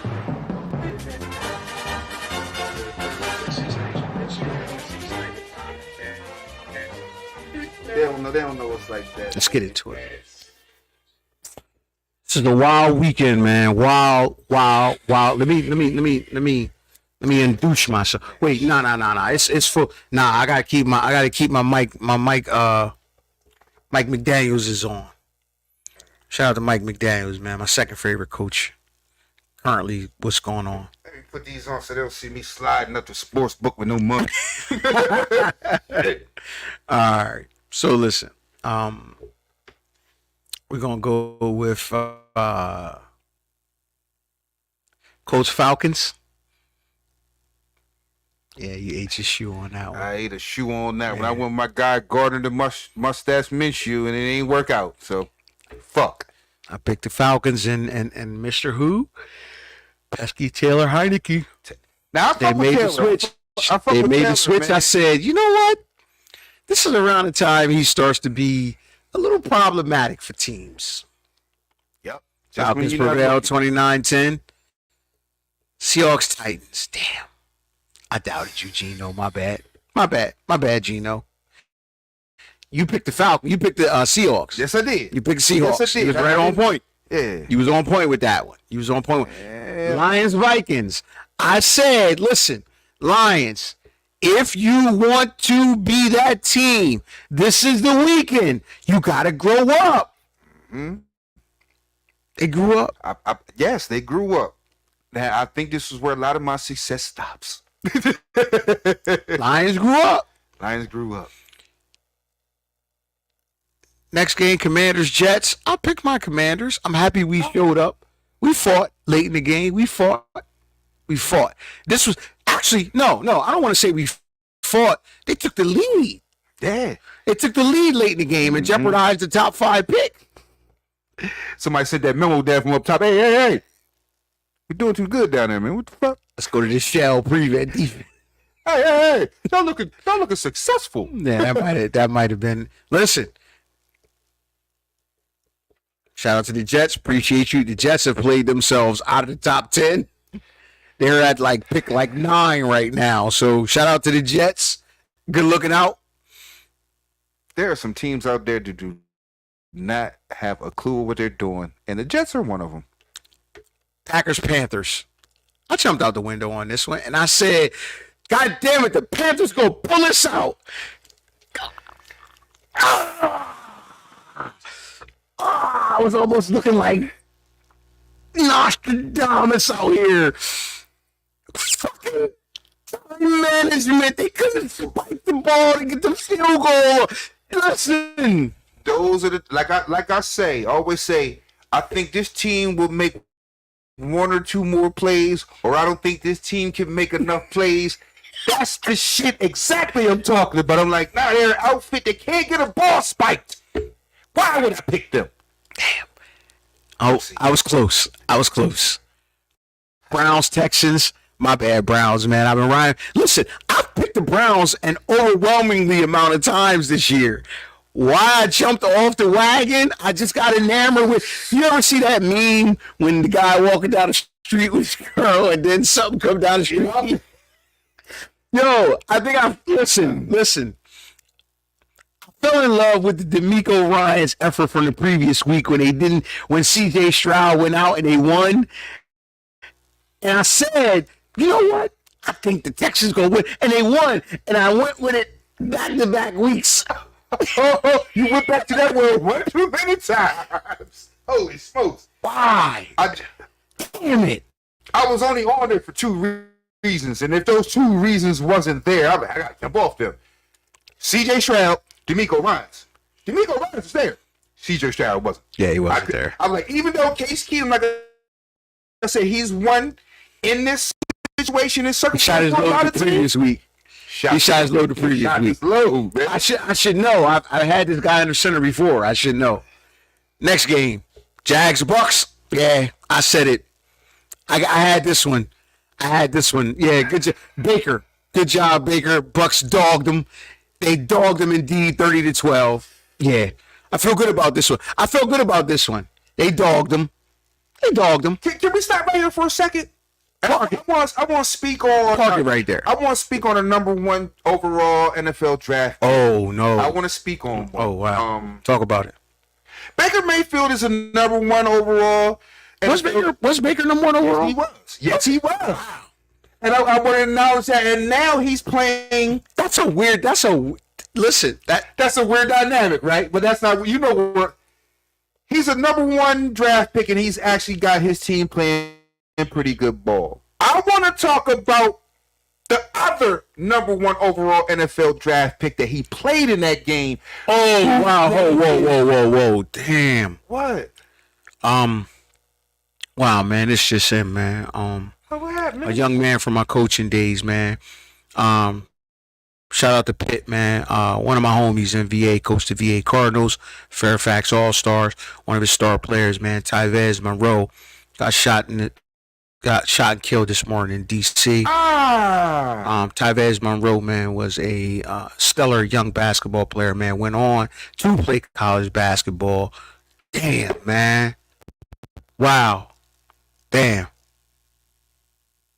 How you spell his first name? Tyvez, Tyvez, Tyvez Monroe. One of the first do-it-all young basketball players, man. Wow.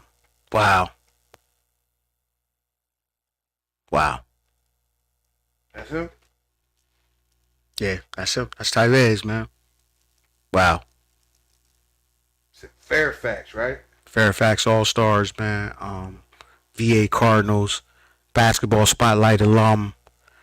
Mike Melton, I know you out there, man. He came up and this thing up here, man. Played in various All-Star games, man. Damn. He's Northern VA. I'm Eastern Shore VA, man. But we had it. We on that coaching scene made a kinship. Damn.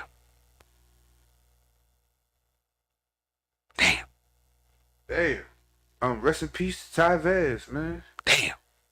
Excellent basketball player, man. Man, bro, Coach, he hit you with mid stride, right? Man, wow, man. Hit you mid stride. That's crazy. That's a young gentleman right there, man. That's crazy. His life That's right crazy, there, man. Tyrese Monroe. Damn. We lost another one to gun violence, man. Put the guns down, man. Put the fucking guns down, man. Put the guns down. Man.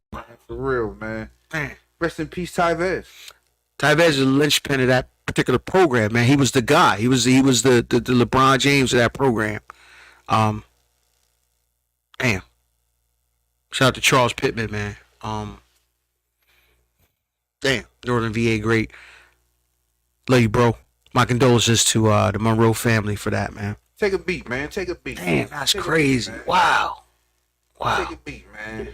Take a beat, man. Yeah. Man, that's crazy, man. This is a perfect time to just slide in, man. You know, around here in these parks, man. You know, I ain't gonna say recently, but in recent history, we have had our troubles with gun violence. I can't speak to it for sure, but it seems like the gun violence has taken a downtick around here. I'm not sure if it's anything that we said. I'm not sure if it's anything that anybody said, man, but I'm so glad that I'm not hearing every other day that somebody I know got shot or somebody I know is shooting somebody, or the worst, I know the person who shot the person and I know the person who got shot. You feel what I'm saying? So, man, please, man, in your daily efforts, please put down the guns. Man, that's crazy, man. Put down the guns. One of the early lessons, man, I learned in this coaching game, man. And we played them over Jersey, and we picked up the victory, man. And in our young coaching career, it was perceived as like an easy walk. And he pulled me to the side, man, like, you know, yo, relax, bro. You know, kind of like, you know, take it in stride, man. And they had just come off of a top 10 appearance in the Nationals, and we didn't get it at the time.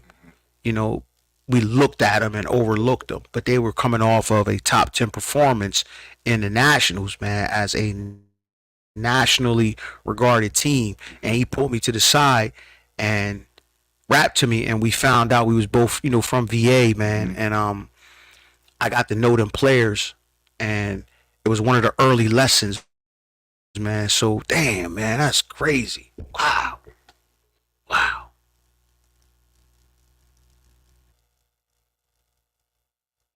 Man. Condolences, man, to the Monroe family, man. Condolences to the Monroe family, man. And that, you know, life goes on, man. Man, hold them strong, man. I know that family is tight. That's one of your early building blocks. Early building blocks, man. Wow. That's crazy.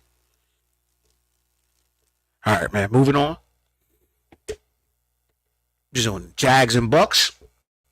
Yeah, man. Baker Mayfield.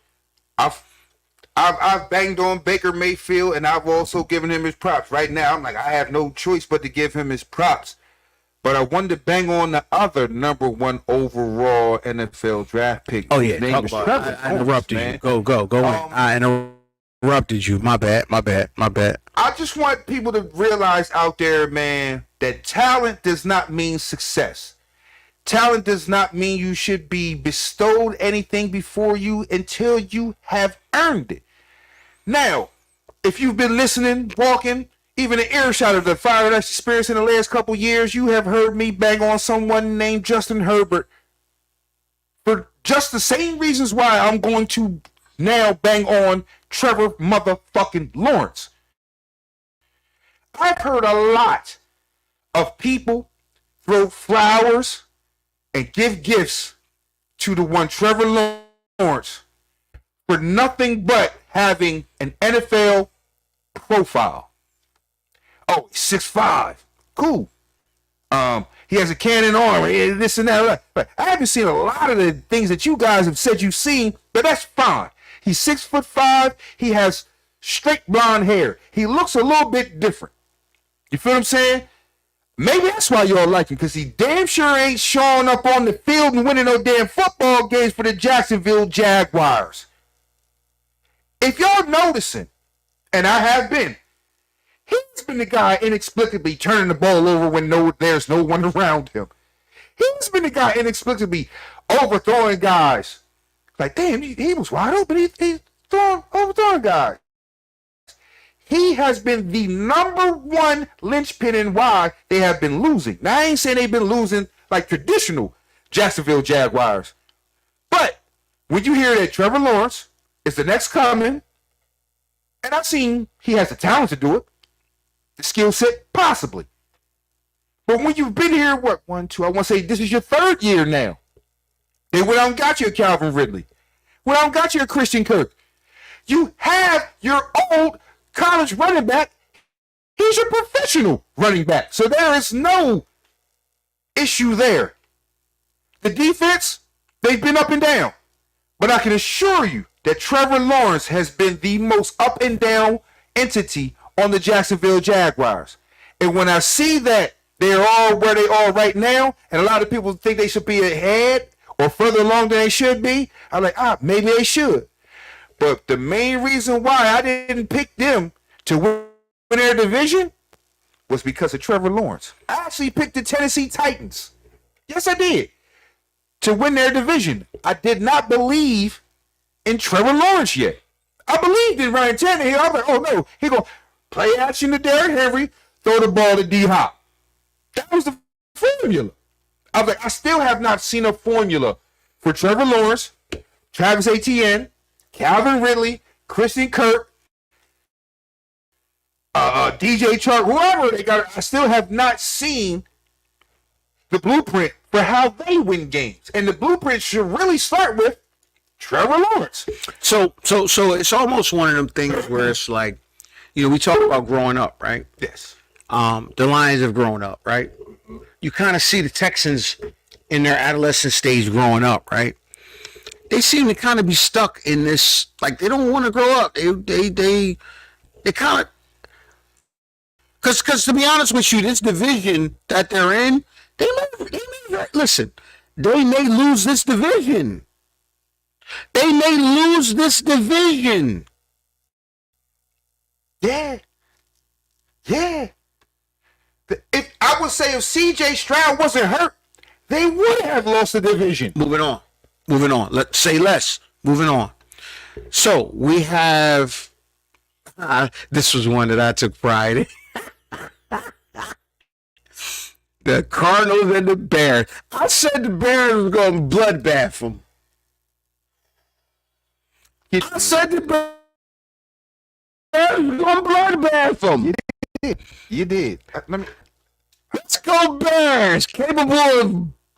Listen. I feel some kind of way about this pick. This was one of those. Stick your chest out on This was one of those way out there. Like, hey, look, man. I said the Bears was gonna bloodbath them.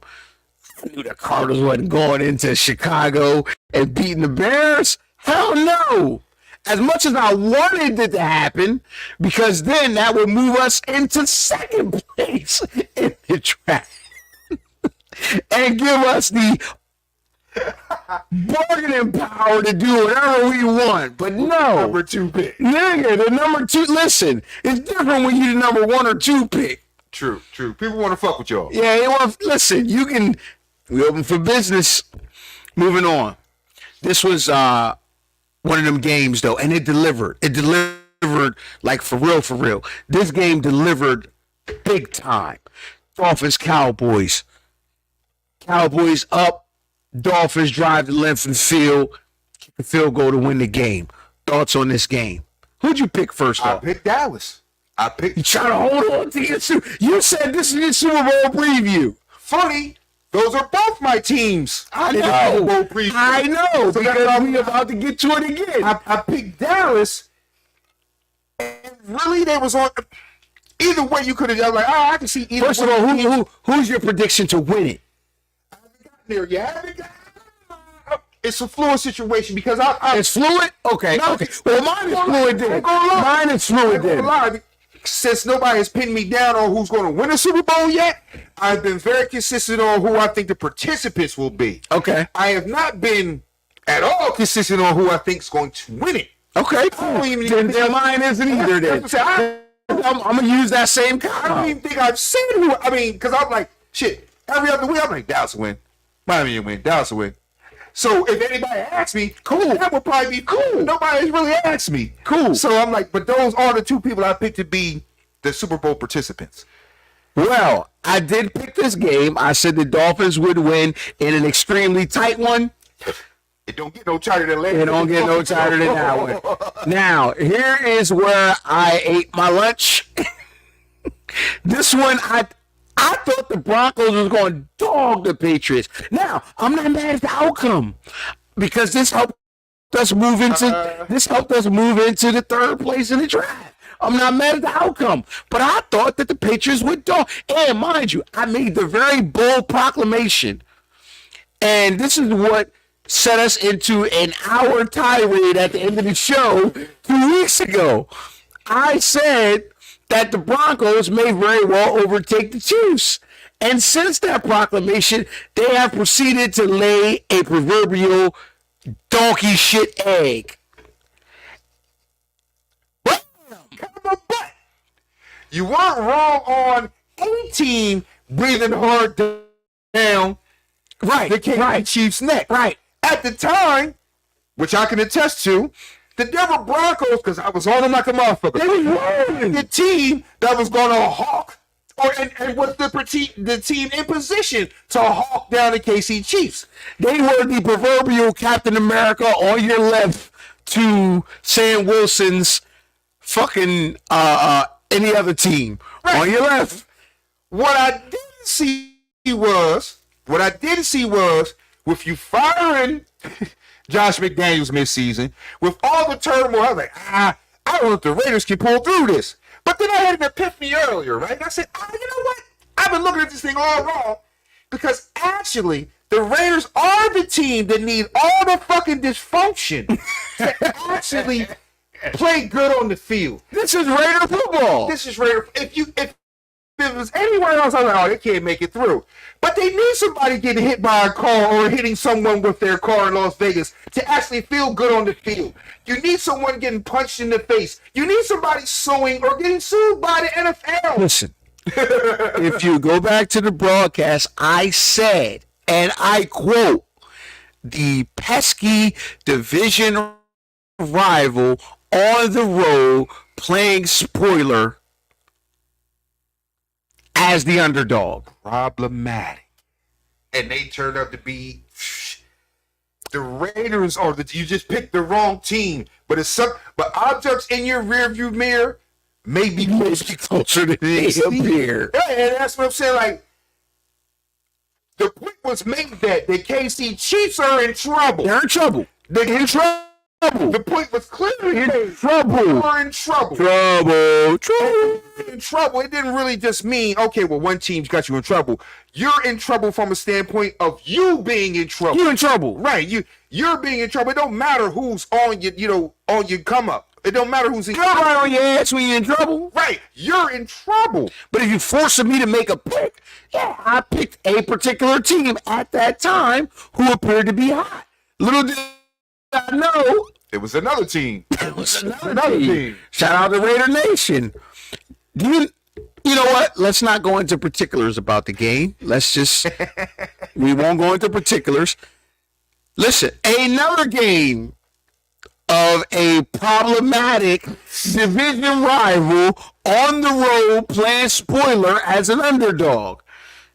Eagle Nation, you escaped with one. I picked it, but you escaped with one. I picked the game, but I thought I got the hammers out for him. You thought it was a hammer. I thought they was going to get. You thought it was a hammer, dog. And in the first half, it looked like a hammer. It didn't look like a hammer. Right. It didn't look like a hammer because I was on an uncomfortable couch flipping through basketball games. That was part of my Christmas experience where it didn't go quite where I thought it was going to go.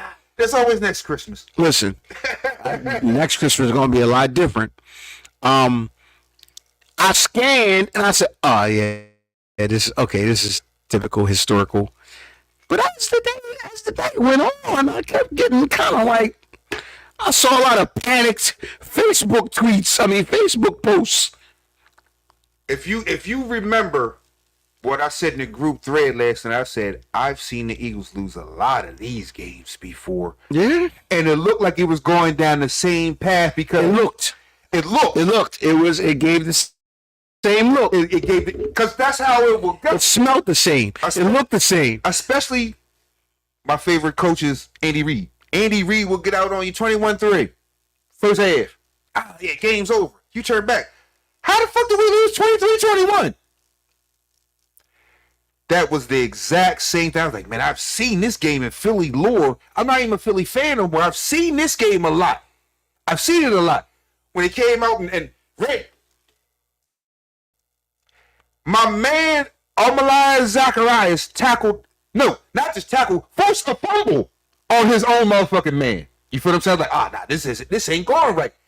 Then coupled with the Eagles' poorest defensive backfield, like, oh my God, Tyrod Taylor just hit one for you long. What just happened here? Usually, the Eagles don't overcome that, and they almost didn't overcome that. You feel what I'm saying? Like, you're supposed to, it was 20-3. Even with that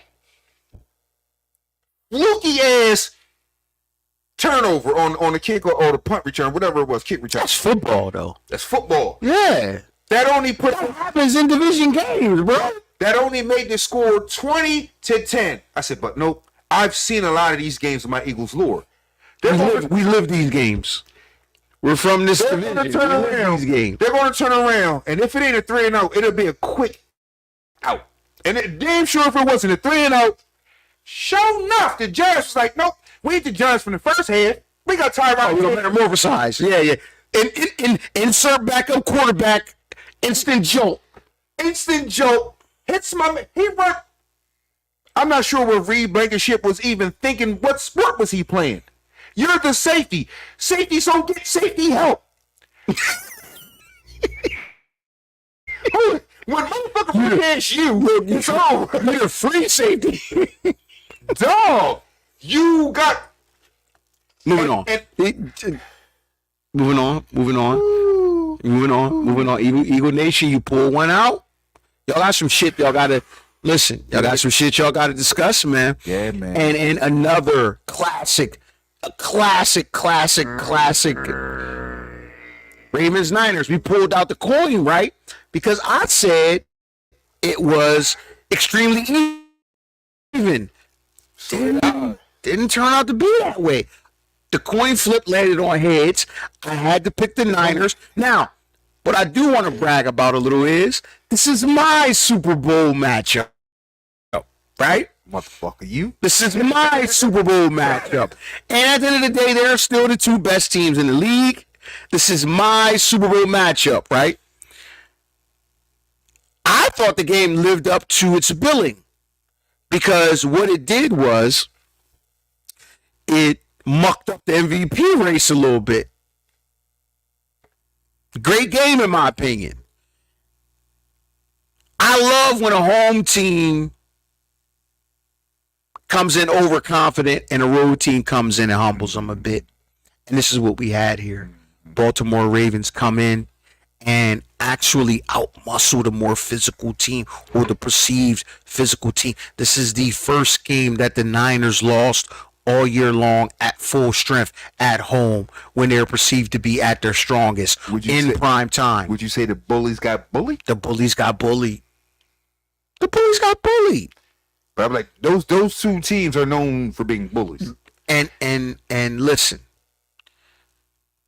for a quote-unquote quarterback who's known to be a finesse quarterback, who's perceived as being a finesse quarterback, what he did was he went into San Francisco and bullied the bullies. I can't front on Lamar Jackson. I've never fronted on Lamar Jackson except for...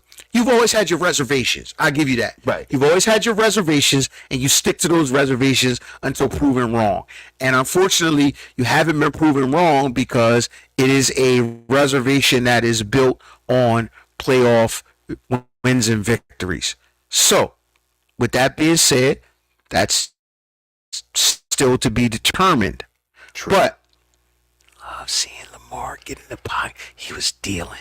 He moved the pocket, reset the pocket. Go get him, Lamar. I was happy either way how this came out because this was my Super Bowl preview. To me, I didn't see. Now, I thought there was going to be a little bit more offense on the San Francisco side. Got shut down. What? Shut down. No. Shut down. No, Man, jail. Listen. No. Jail. They got shut down. Brock Purdy got shut down. Nah, they got shut down because at the end of the day, you killed the head of the snake. Well, that is definitely The true. Ravens You killed the him head of down the snake. right. Dog. Listen, Niner Nation. Listen, I don't have any problems with Brock Purdy. What you saw was a team that came in focused, just like you came in focused against the Philadelphia Eagles on that fateful Sunday, where you marched in and you had a purpose. Baltimore came in and they had a purpose. Lamar Jackson has done this to you before. This is the new Lamar Jackson. Lamar Jackson has done this to Niner Nation before. Yeah. He owns the NFC. It's hard to face that knuckleball once every 4 years. It's hard. Man, it's hard. I mean, a knuckleball is hard enough to face when you face it 3-4 times a year, as in baseball. But if you face a knuckleball once every couple of years, which Lamar Jackson is, it's hard as fuck to deal with that. You're like, okay, we can watch tape, but when he actually out there, you're like, this tape ain't do spin. This tape ain't tell us he was this fucking fast. You know what I'm saying? Well, listen, I tell you what, Ravens, Niners, both sides of football. You got enough film on both sides. You may see each other again. And your picks aren't out of it. It could go that way. 2 weeks left. Woo! We getting into them days, bro. We getting into them days. Either in or you out. Somebody gotta win. Somebody gotta lose. But we de facto been in the playoffs, especially for some teams. Oh, it's been. Yeah. If you bought that action, you've been in the playoffs for 2 weeks now. Yeah. If you bought that action. Yeah. If you bought that action, you've been in the playoffs for 2 weeks. Playoffs don't start at the end of the 17th week. Hell no. They start in week 16, week 15, week 16. You got to get into mode. You got to get into that mode of play. I would say that the Browns have been in playoff mode ever since the show. They've been in week 12. Browns been in week 12. They have played 4 playoff games already. Listen, apparently Baker Mayfield got the memo because the Buccaneers have been in playoff mode for a multitude of weeks now. They're in playoff mode. Listen, the Lions seem to have gotten, because, hey, listen, as far as the standings go, the Lions could get the number 1 seed. Shh. You want to say that too loud? They're in the 2 spot right now. I want to say that too loud. They're in the 2 spot right now. Listen, Not the Eagles, not the Cowboys. The Lions. Just saying, y'all. Detroit football Lions. Detroit football. But listen, we appreciate y'all rocking with us, man. Closing thoughts, Fresh? Well, let's real quick. Fire performance. Give it to me. Fire performance. Fire performance this week was Las Vegas Raiders defense. Ooh, okay. I can't front. They went into KC like I said, KC's gonna win. No, they went into KC, and it wasn't the offense, because like you was gonna allude to, my man didn't even complete a pass in the second half. He did not complete a pass in the second half. Guess who brought that thing home for them in like 7 seconds? Shout out Brown Nichols, man. Got a touchdown. Coach the kid, high school basketball, AAU basketball, man. A monster. That physicality and that athleticism showed up. Shout out Bilal, man. Love you, boy. And that's what I'm saying. I was like, yo, that defense, Antonio Pierce led at the head coaching position. I was If y'all don't hire Antonio Pierce, man, goodness Lord, he'll get a job pretty quickly. The good thing about it is he'll get a job pretty quickly. I don't know if because he will. You don't know? I don't. Okay. They just had this same situation. I want to say it was last year or 2 years ago. Yeah. You're absolutely right. You're right. You're absolutely right. Keep him. They got to keep him. You're absolutely right. They waited to the playoffs and everything. Like, oh, it must be a no-brainer. They keep And him. where's Richmond? Yeah, where is he now? I don't even. Who's your ice performance? Who shit the bed this weekend? Oh, who should? I know exactly who was it. Well, we both know who shit the bed because I think we share the same. Trevor Lawrence. He shit the bed. Trevor Lawrence shit the bed. He shit the fucking bed. Trevor Lawrence shit the bed this weekend. That's I don't think- for me. I don't For me. I don't think it was nobody else out For me, there. he shit the bed. Because I don't think nobody else out there that really, like, y'all kind of did what y'all did. Well, I went with Indianapolis, but they ain't shit the bed. Nah, my fire performance. I'm going my Trevor fire Lawrence performance. shit the bed. Ooh, Amari Cooper, man. Shout out to B Mac. Shout out to the brother B He Mac. called it. He called that shit. Called B it. Mac called it. He almost called Look at it. the tape. Look at the tape. Look at the tape. He said, he called it. Amari Cooper with a big day. He didn't even plan on it being a historic day, but he called it. He said, man, I got Amari Cooper with a big day, and Jesus Christ. If you got Amari Cooper on your fantasy team this weekend, you won straight off that alone. That was like 50-some points, right? Yeah, man. And the funny thing is, I say, a requisite quarterback performance. Guess who can give you a requisite quarterback performance? Joe Flacco. Guess who they say is one of the best route runners in football? Amari Cooper. That's a hell of a fucking match right there. And people in Cleveland, yeah, Joe Flacco who can throw the ball and read defenses. Amari Cooper is a motherfucker who can beat the defense. We don't even need the other 7-8 motherfuckers on the team. Y'all two motherfuckers can work out. You feel what I'm saying? That's what I say by having a requisite performance from the pocket. No, I would almost go. I would say there's nobody probably in Cleveland Browns history that could have did what Joe Flacco did with Amari Cooper. Bro, that's what I mean. That was insane. Insane. Real quick, what did you learn? What did you learn? What did we learn? What did you learn? What did you learn this weekend? Because we coming down a stretch. What did you learn? I learned that there are teams out there. But I learned that some people jump the gun. And some people go too damn far. And I'm like, just because your team lost this weekend, they're still in the playoffs and they're still pretty good. Some people have like, oh man, I'm done moving the basketball. What? Your team is still leading the division. Yeah. Oh, the season's over. I'm on the basketball. Whoa. So what I really did learn is fandom, it might sway too far some damn times. Like, your team's still damn good. This is after a win. You're talking about you're done with football. Hold tight. What did you learn, bro? What you learn? You know what I learned? This thing is fickle, man. This thing is fickle. Because what we've had is we've had some marquee matchups that have been nail biters, but we also had some marquee matchups that have been dog walks, right? Mm-hmm. What I learned is preparation, right? Preparation. I think some of these teams come in and I think they are resting on their laurels. True that. And I'm thinking we got 2 weeks left. This is go time. You are who you are right now. If you go in and you're suspecting the playoffs or you're suspecting these last two games, this is who you are. Yeah. If you dominate in these last couple games, this is who you are, right? Yeah. Because, like you said, we said some teams have been playing playoff football for weeks now, i.e. Cleveland Browns. They've been playing playoff football for a minute. Buffalo Bills. The Buccaneers, the Buffalo Bills. They fighting for their playoff lives. But so you run into these teams and they not playing, man. They not playing around. At all. They're not playing around, right?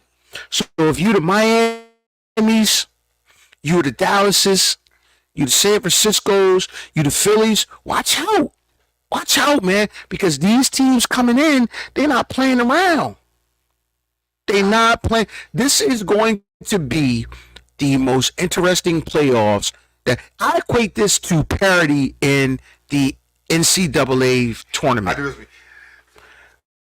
March We in for a ride, March man. Madness. We in for a ride right now. This is going to be one hell of a playoff ride, right? I equate this to 2 years ago remember when Joe was on the scene, and that year it was multiple upsets. It wasn't just the Bengals. It was multiple upsets. The Rams. Yeah, right. I equated to that year where shit might go left. Watch your ass. Every couple years you get Watch your ass, man.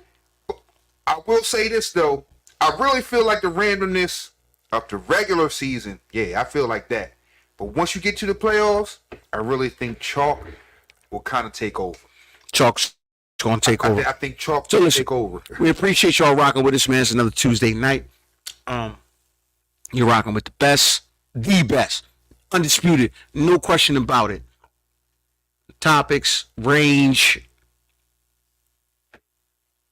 Experience. Nobody got the range we got, man. It is what it is, man. We love everybody out there, man, but when it comes down to it, we them.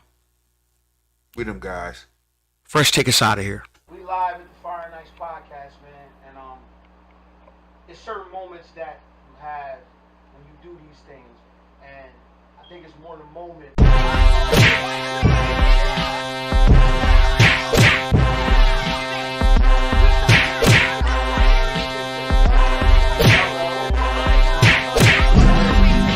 These guys came from Woods of Delaware.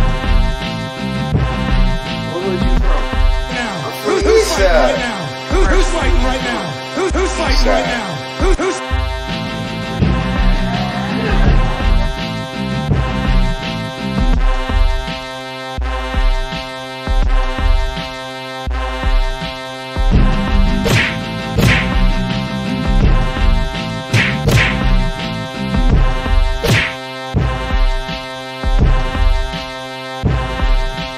Let me see him.